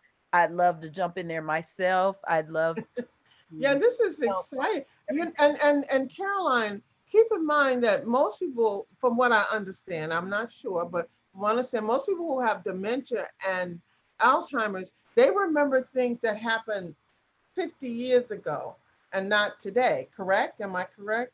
So some of these other art platforms would really speak to really connecting with them, like performing arts, like whatever other, I mean, most of the people in this community are churchgoers, right? So there's got to be some other way that they connect in their mind, some of the arts not of the past, not just visual arts. Well, I'd love for you to come to a program and see what we're doing. Okay. And get a sense of how we try to offer programs that are not dependent on memory.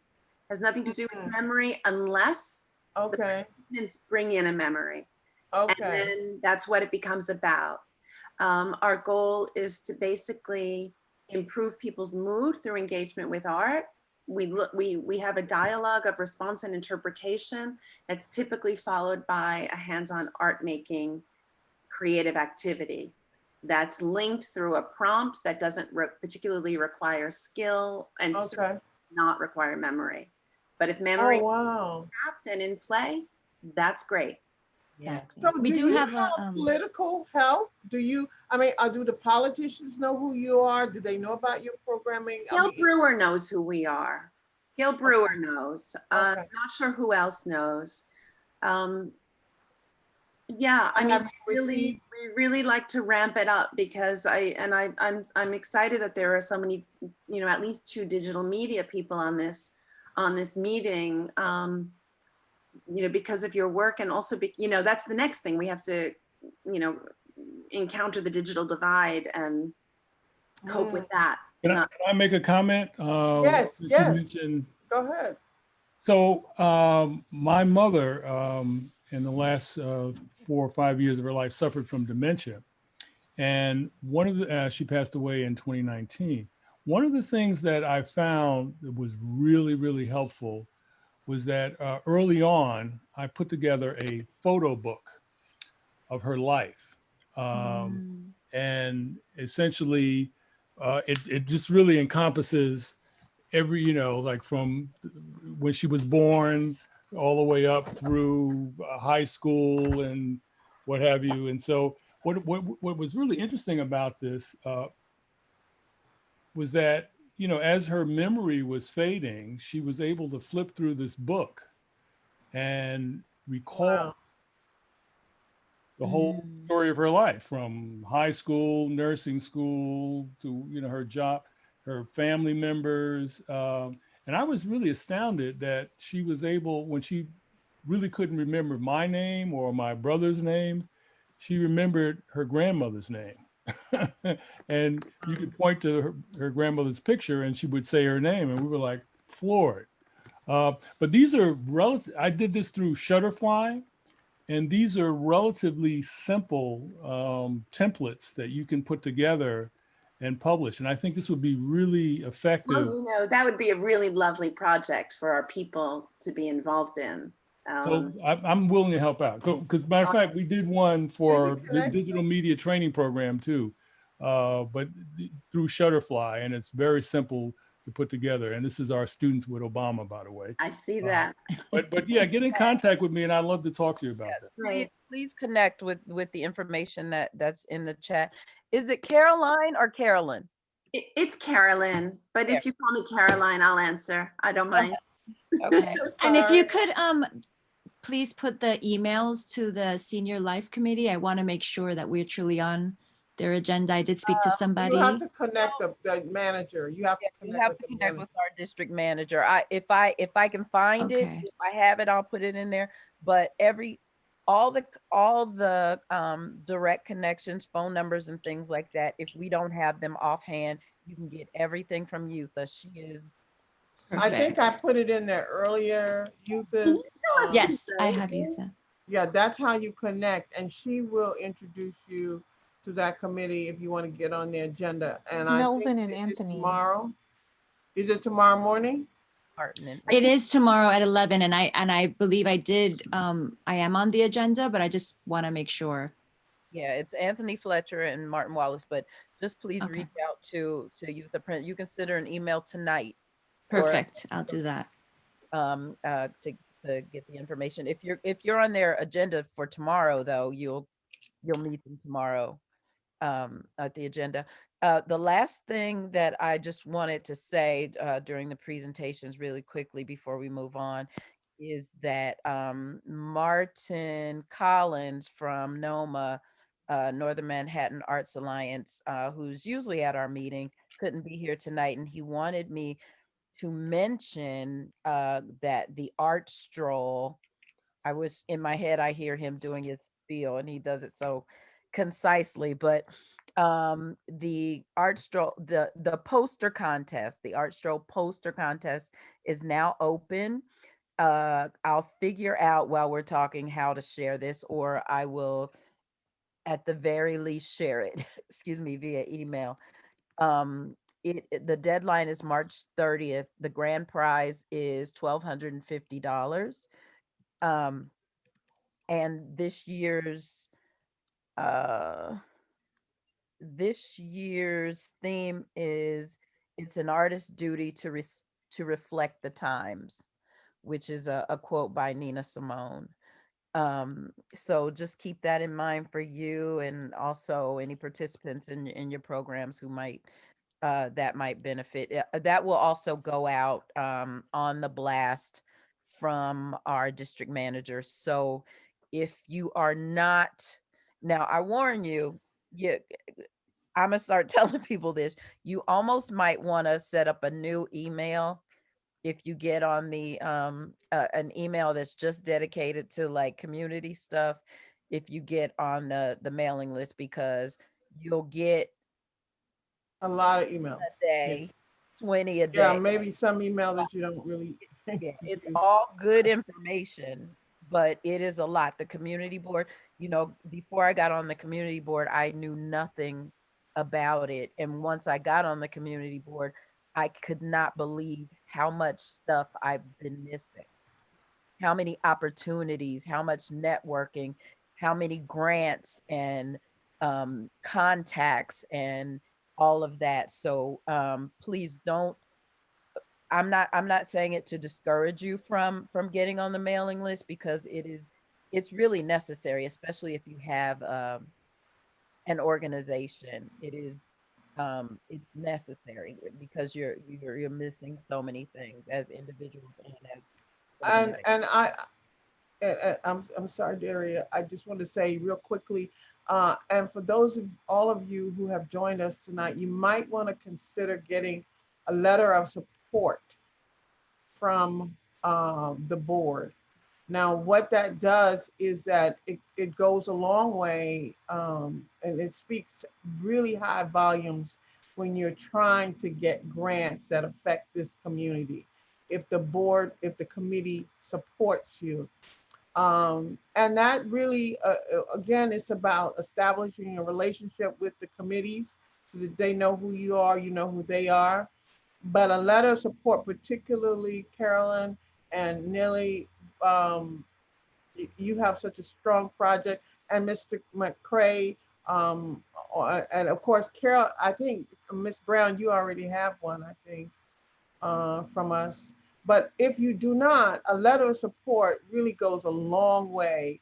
And actually what that is that we say that as the Arts Committee, that we support whatever your programming is. That goes before the full board. They get to know what your program is about. And again, you have 50 more people knowing what you do that could possibly help you. Now, once that letter of support is approved by the full board, it goes out to the community. That includes politicians, all elected officials, statewide and local. It also goes out to different organizations and individuals. So a letter of support can go a long ways, and it looks great in a package when you're trying to get a grant. Do you follow me?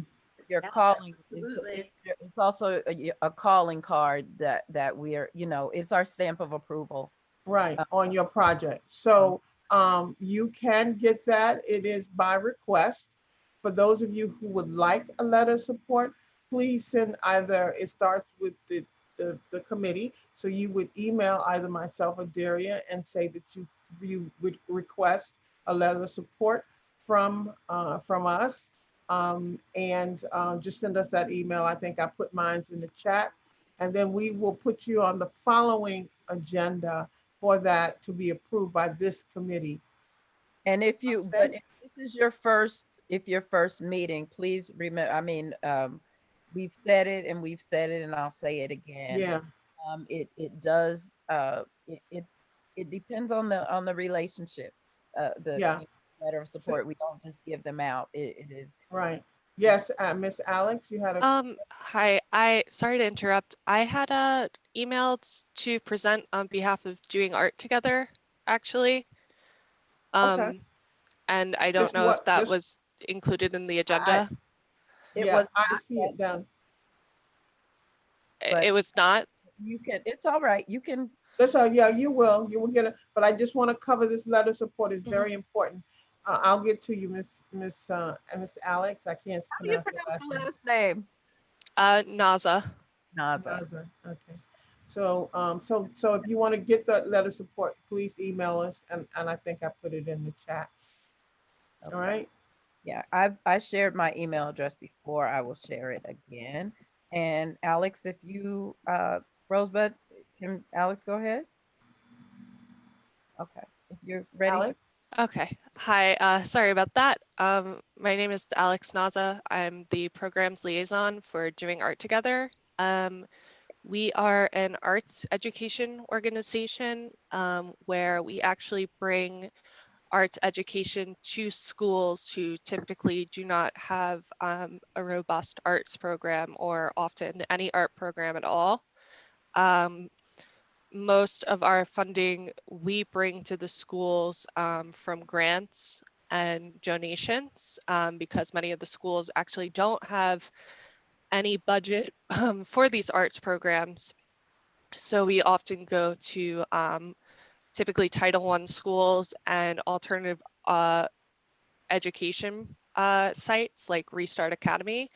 In Community Board District 9, we actually are working with PS 36, PS 125, and historically PS 161. But as Hannah talked about before, they're not really up for distance learning at the moment, though we're hoping in the future we'll be able to return to them. But right now, like all outside education organizations, we are working remote. So we're visiting the kids. It's a unique opportunity and we're able to visit a lot of children in their own homes now. And doing art together has always been about sort of invigorating parents and caretaker involvement in students' education. So we're actually getting a little more ability to engage with parents since typically while we have some parent-child programming with older students, elementary and up, we often only get to engage with the parents when they are coming to end of the year exhibitions of the children's work. And now we get to see them a little more and have a little more hands-on time with them. But basically what we do is we bring on hands-on art workshops because for us, the value of doing art together is more in the doing than the end product. So we are much more process-based than kind of wanting kids and often what they're used to in perhaps school curricula is they want a set project at the end and it should look like this, but we're more interested in having the kids kind of experiment with texture and brushstroke and kind of learn how to make creative decisions and learn how to ask questions and make these sort of problem solving decisions. So we try to kind of incorporate our that programming with STEAM learning, which is science, technology, engineering, art, and math, in that we sort of work with the teachers to kind of get our projects to reflect the classroom curricula. We want the themes that we're showing these kids in our programming to reflect what they're already learning in the school because we're trying to reinforce their learning throughout all of their life. We want to make sure that they have new entryways into the sort of subjects that maybe they're having trouble with. And, you know, art often can help children sort of understand things better in that, you know, we might teach them something about 3D construction where this is going to help them understand a topic on engineering that maybe they didn't understand before because we're learning how to make a model bridge. And now that's helping them understand a unit on transportation a little better. But so currently we are working remote, and as schools reopen up, because a lot of schools want to keep their bubbles small and not have any outside contractors coming in, we have and are currently with many of our restart sites, which are outside of District 9, but we're serving as a model for what we might be able to do when schools in CB9 start reopening, is instead of having our teaching artists go physically into the school when maybe the children are back in school or doing hybrid learning, we will still have them video conference in to kind of keep those community bubbles contained to sort of protect from the spread of COVID for the kids and for our teachers as well. So like everyone, we're kind of adapting and changing in this trying time to make sure that we're keeping each other safe, but also continuing what we feel is very important and essential programming to students' education. Thank you so much. Did you put your information in the chat, Alan? Yes. Okay. Were there any questions about Alex's? You just real quickly, you are the teachers or the educators that you use, are they from Community Board 9 at all? I Because don't. you do a lot of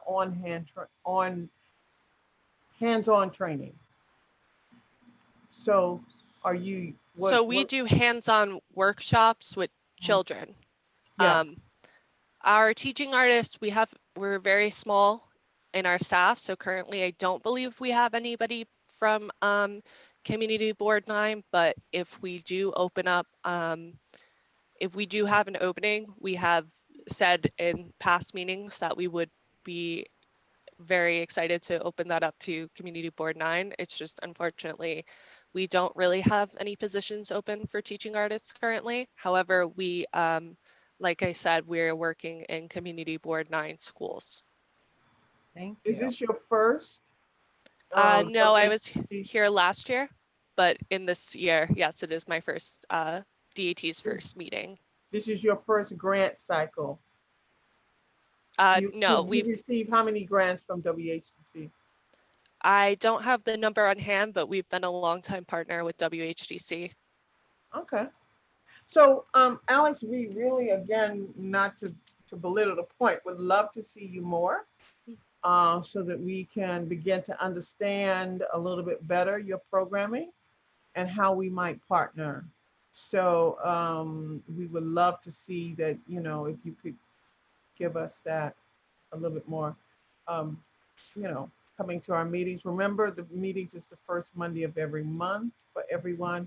And I'm sure that you have little forms for us to sign, everyone.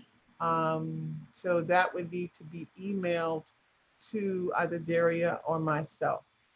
All right, thank you. So we're gonna move. May I ask a quick question just about the meeting dates? Yes. You said it's the first Monday of every month, but you said there were only six more. So is it only for part of the year? It's, how many more? June is our last meeting. And we're off for July and August. So okay. There's not actually six more, there's six. She meant there's six this year for 2021 for this, I guess, our fiscal year. Then we begin our year starts again in September. Right. Okay, thank you. So ideologically, we'd love to see you returning in that early part. I know that your grant cycle probably rolled over and they gave you those forms for us to sign, but we would love to begin conversating in September. And that's really when I was talking about, because I don't want to stress anybody out. We're not here to do that. But I think it's fair to say 3 to 4 times a year would be a great number. Yeah. Within that September to June timeline. Unfortunately, right now we're tight because it's already February. But going forward into the next year, we would love to see that. Not saying I don't want to see that now. I would love to see the 3 to 4 times. Yeah, we have 10 meetings a year, so there's lots of opportunity to stop by. Stop by every month if you want to, but we definitely like to keep the lines of communication open. We like to make real relationships because again, it's just about the resources and the networking and all of that. That's the way that we can help the community. So we're going to move on to our old business. So Artist Speaks. Artists Speak it is a project that was conceived by our committee. It originally started out because we were very concerned that when the funding was coming out, that artists were being left out of it, and individual artists in particular, gig workers and things like that. And so we actually had a town hall where we had elected officials here. We had Congressman Espiat, we had Gail Brewer, we had City Councilman Levine, and we started that conversation. Out of that, we decided to do a video project. And Mr. McCray, I hope you're still there, because this is where oh, there you are. This is where we're going to be looking at you, and possibly. But a video project came out of it where we had decided to do some interviews with artists around our district, and then and it's loose, our district loosely, in Harlem at large, really, because Harlem is the home to a lot of artists and art organizations. And we wanted to sort of document the plight of artists and art organizations. It was initially to make sure that we were remembered when the new legislation was written in terms of the grants and things like that. It seems that Congressman Espiat actually got in there and got some stuff done, and with some of the other initiatives that were going on, we have been kind of remembered. So it's not necessarily pertinent in that particular way anymore. However, we still would like to do our video project. As was stated earlier, we are a volunteer committee, and one of our public members, Kathleen Campbell, had volunteered to work on that project for us. Unfortunately, the last few meetings, she hasn't been able to make it. And we talked the last meeting about that. And at this point, I believe that we're probably going to have to move on in terms of if the committee still thinks that we want to do this project, then we need to start talking about Plan B committee. So I guess I want to first of all open it up for a discussion if there is any, and then very quickly I want to move into, well, we have some filmmakers in the room. And possibly I'm wondering if there may be some room for collaboration. Sounds good. And what is the purpose of it again? Okay, you want me to take it? So in history, in time, this COVID period will be recorded. It will be talked about in history. 10 years from now, they will look back and there will be people talking about how it affected people. We want to create something that talks about how it affected artists. and how they had to pivot and change and find new ways to new housing and find new ways to perform their arts and what creative ways they had to express themselves. I think this is a good opportunity to record that. It originally started out as a way to move our elected officials to fund us, but what it is now, Mr. McCray, is that it's a opportunity to capture the moment and what artists had to go through to get through this period. And we've been, dealing with this for about a year, so I think it's a good time. Yeah, well, about 6 months, about since the beginning of our year, which was Yeah. So September. that's the catch. So that the reason we were looking at you is because you were saying that you worked on several significant projects, and this would be, we have some artists, some of our committee members, I think Walter and Anita, I believe, submitted some artists for consideration that would love to be interviewed. And of course, you can always probably, I'm an artist, Daria is an artist, or whatever. Just really, we want to capture, what we were going through as artists. And since Harlem is the center of the universe for a lot of people, this will be a great way to talk about, have that conversation, so that our kids can look at this. And Mr. McCray, it is no pressure No at pressure.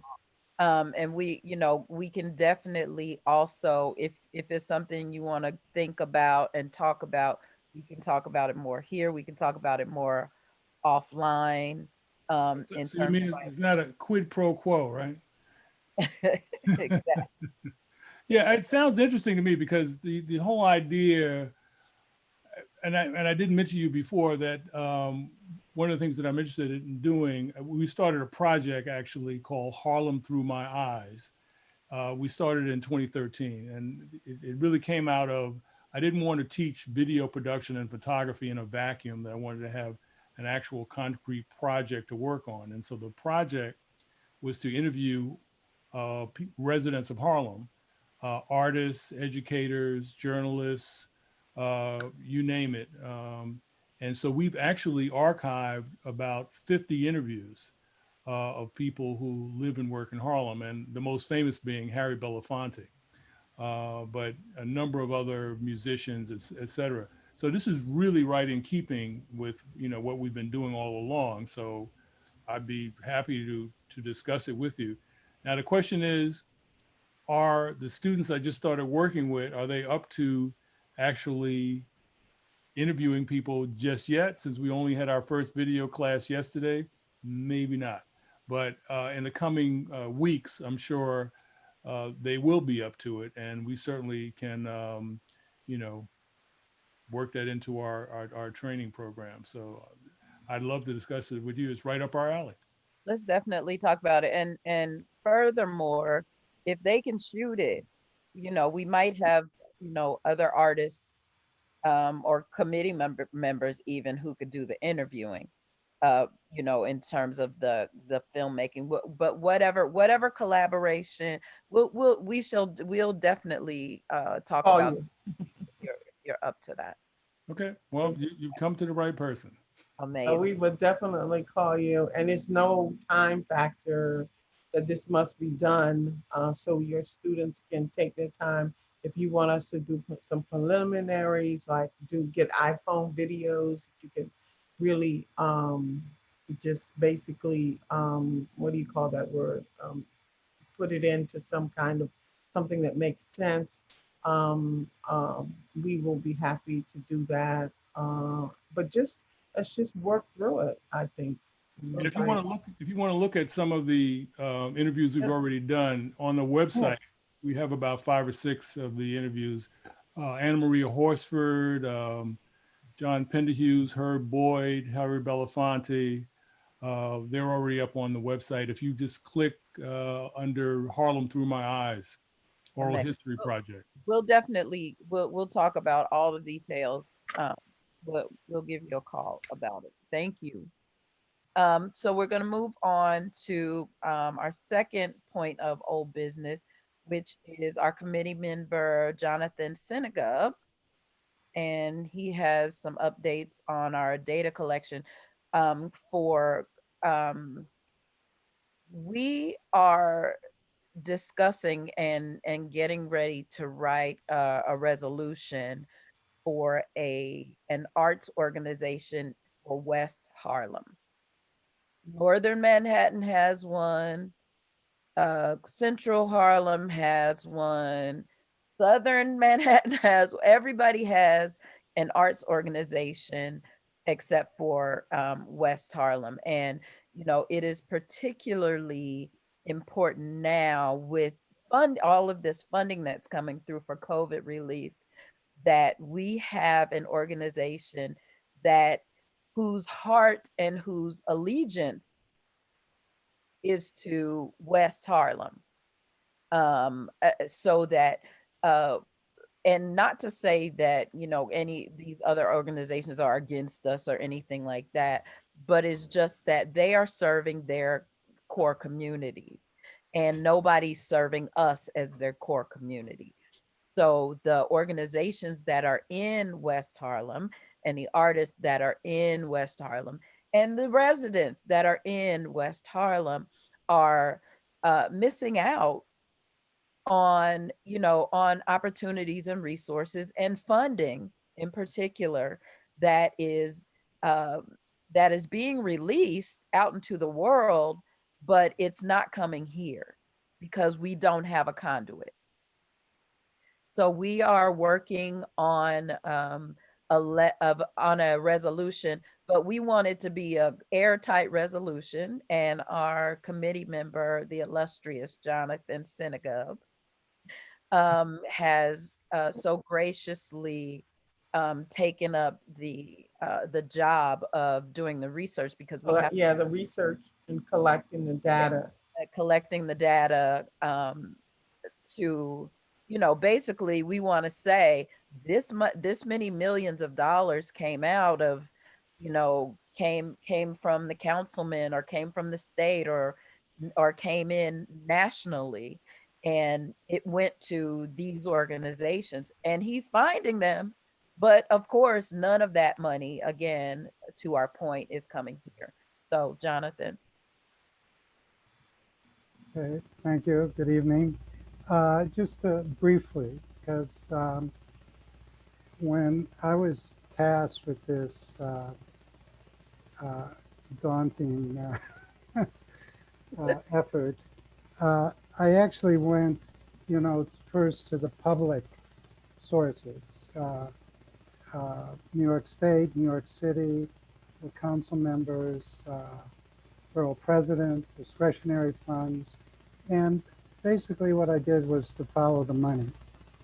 And Daria put it very well, is that the money went to a lot of organizations, but very few in West Harlem. I went to the open data websites for the state, for the city, for funding organizations, the data project, and it's very interesting. I found it really enlightening where the money goes. I mean, West Harlem Development Corporation and others, Upper Manhattan Empowerment Zone, they did a report in 2016, and they really, the funding, their study group were 32 organizations. Maybe 2 of them were in Community Board 9, all of them very large. Harlem Stage, you know, the Studio Museum of Harlem, which is not in Community Board 9. So it was sort of interesting that the funds were earmarked for larger organizations.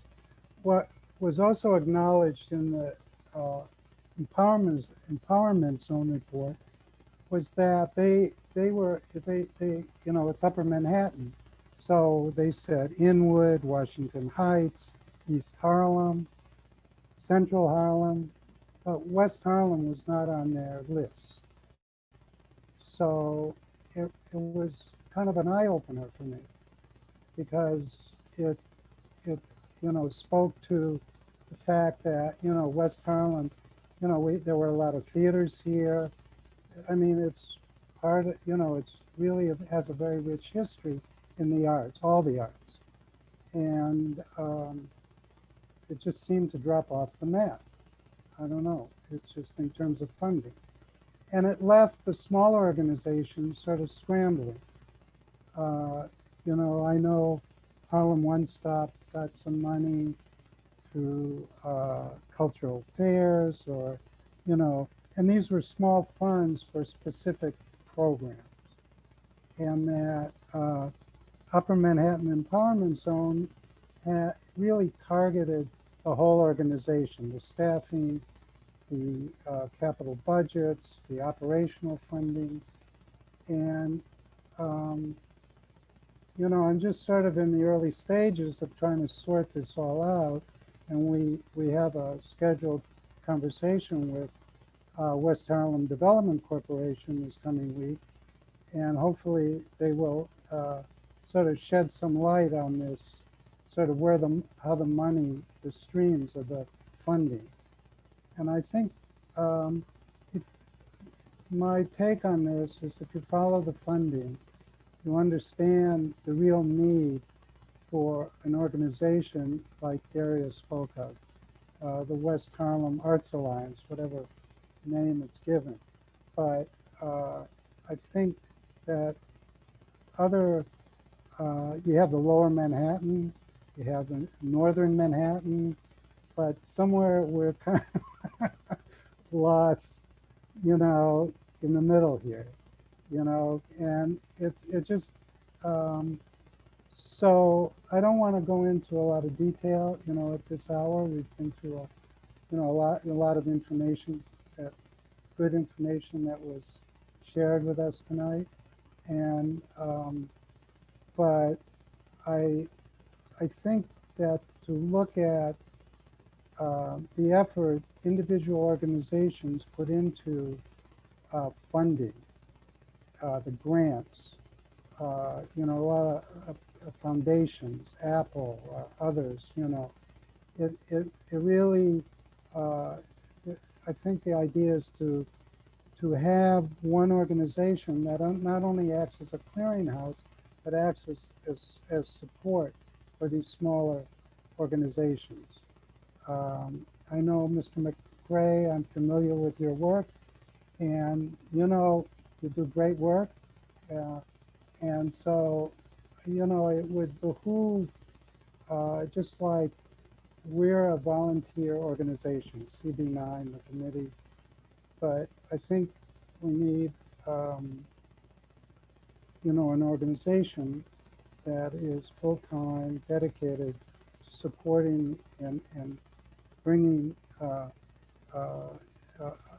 monies available to all these organizations. So right now I'm just tracking, you know, following the dollars as best I can. Okay. You're muted, Daria. You need to unmute. Okay, sorry. Thank you so much, Jonathan. Something that I want to add with this and sort of to punctuate how important what Jonathan is doing is this same sort of thing is what was the spark for the WHDC to be formed. So we're actually following that same sort of path, I guess, or precedent that was set. That somebody wrote a resolution saying we need this, and it turned out to be the Yeah. reason that most of you are here tonight, which Right. was it ended up being the formation of the West Harlem Development Corporation. Right.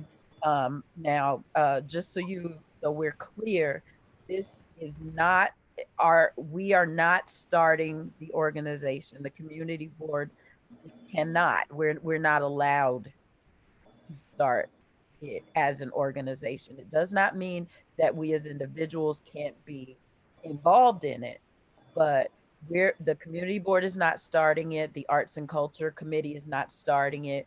But what we are is writing this document to prove and declare that an organization like this that's going to be a clearinghouse and a resource and a protectorate, so to speak, for all of your organizations that are serving this community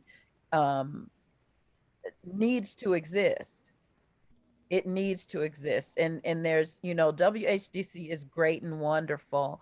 And I'm glad that you all are receiving funding from them. However, there are monies coming from a whole lot of other places that a whole lot of other people are getting.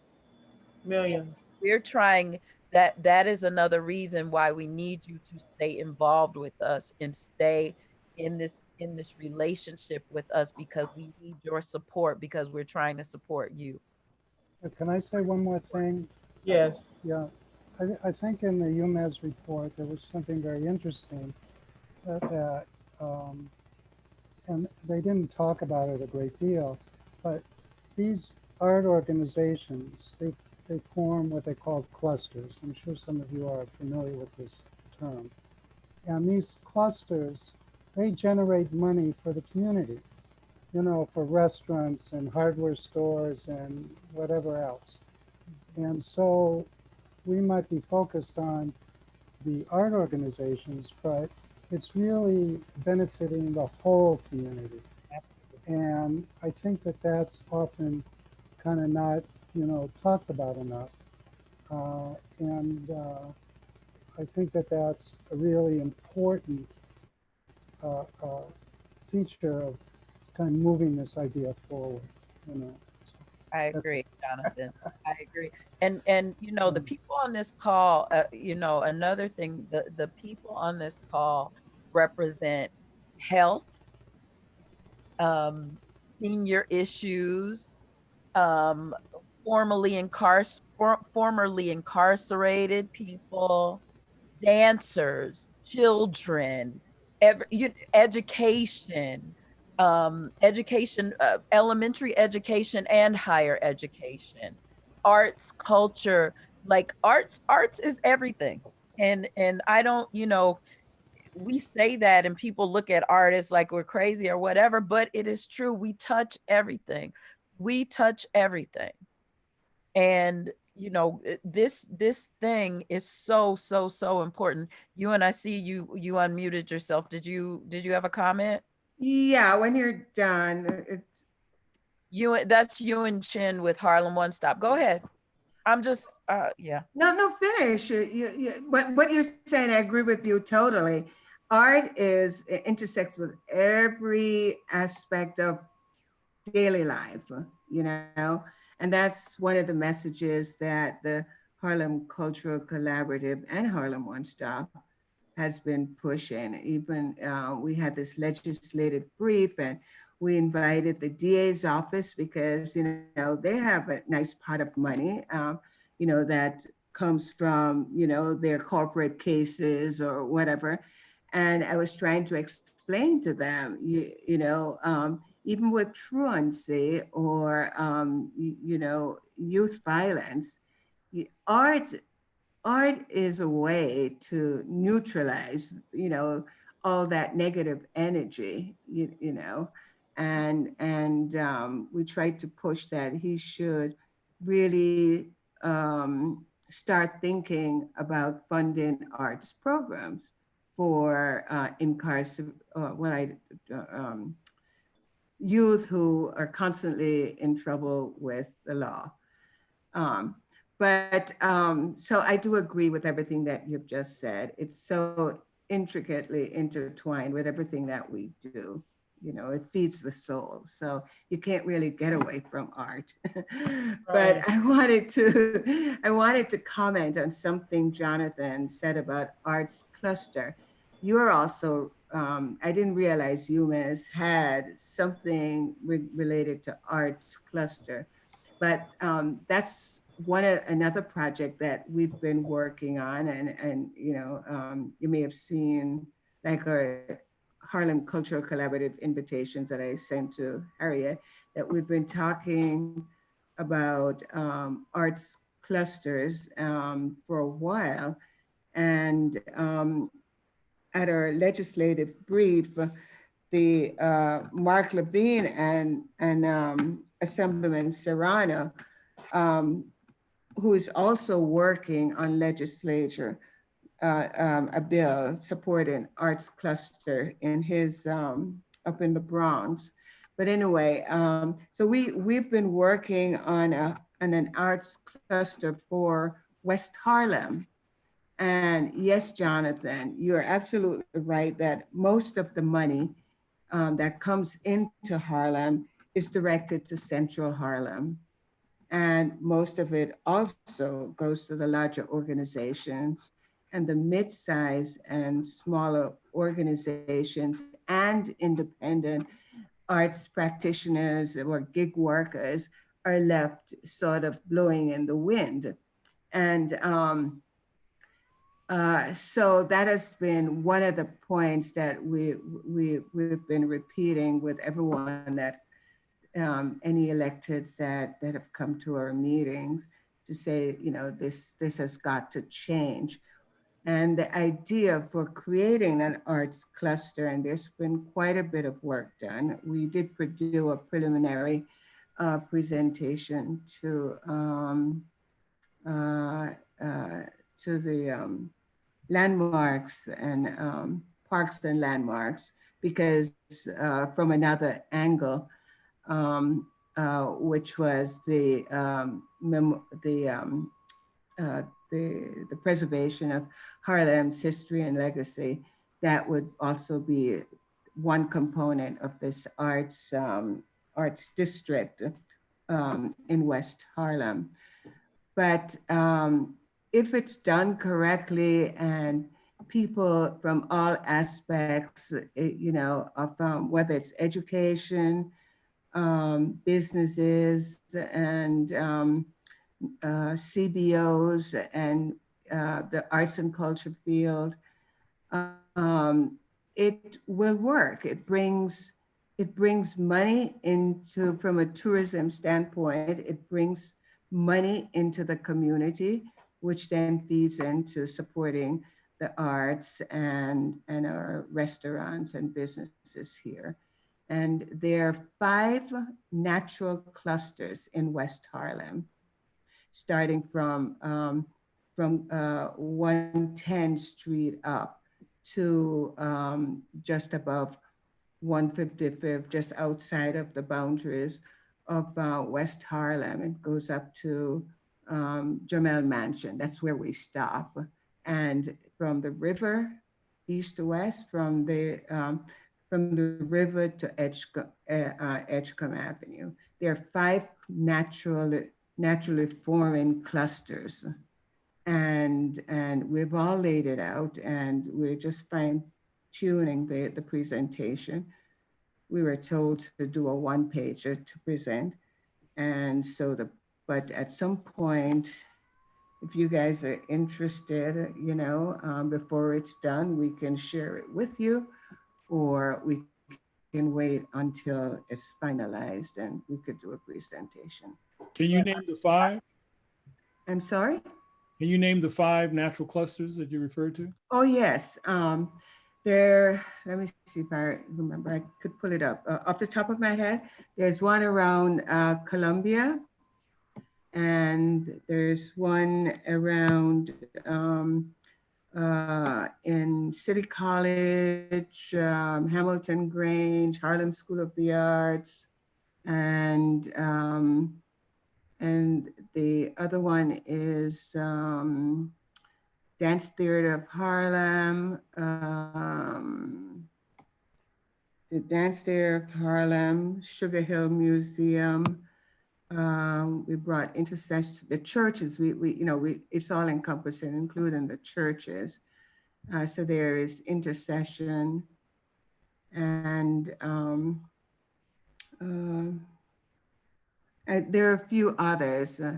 And the last one is the Audubon Circle with the Hispanic Society and around Baruch College.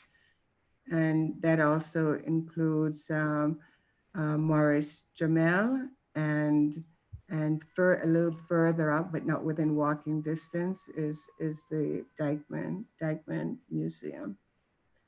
So basically the 5 naturally forming clusters in West Harlem. And what's important, they're walkable. West Harlem is a walkable community, and it also is extremely well supported by transportation, all the transportation modes, whether it's by car, by train, by bus. You can get to any point from West Harlem. Well, just wanted to just point out, we appreciate you giving this information. It's very important for us to share information like this. This is why we are creating an arts, whatever it's called, West Arts Council. For it. We're not creating it. We're not creating it. We are calling for it. Thank you. Thank you for that correction. So, Jonathan, he's really doing his due diligence and putting together these statistics. If anyone feels that they have anything that could help him in his efforts so that we can put together a comprehensive resolution to get this started, because this is exactly how West Harlem Development was born, just like Darius said.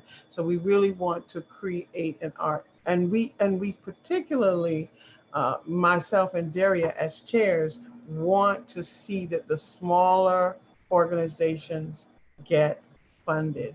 The bigger organizations are always getting the funds. We want to see them get funded. So among other things, we have a lot of other initiatives. So thank you guys. Thank you, Jonathan, for that information. I know it's a long process. We will walk through it with you every meeting until we get to put this resolution together. Yeah. And did you put your information? Please put your information in the chat. And I've put mine in there a couple times. Did you have mine? Because I have not received anything from your organization. And I would love to be on your mailing list. Yeah, I must admit, the 2 people that we had from the arts and culture were Harriet and Joyce. Yeah. Yeah, she's not on the committee. Yeah, so I will now substitute your name. Yeah, it's just my name twice, Daria. Yeah, I've got it. I don't want to belabor the meeting. It's 9:17. Thank you so much. Thank you. We've had so many. It's just been a wonderful meeting. Thank you all for coming. Thank you for all of your input and talents and your work in the community. Yes, thank you. And if all minds are clear, we just need a motion to adjourn.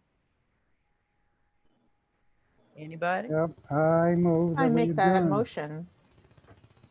Second. Wonderful meeting. Harriet, could Thank you you second so the much, motion, please? Harriet. I second the motion. Okay. Yes, thank you. Thank you. Jonathan moved and Anita second. Good night, all. Thank you all. Nice to meet you all.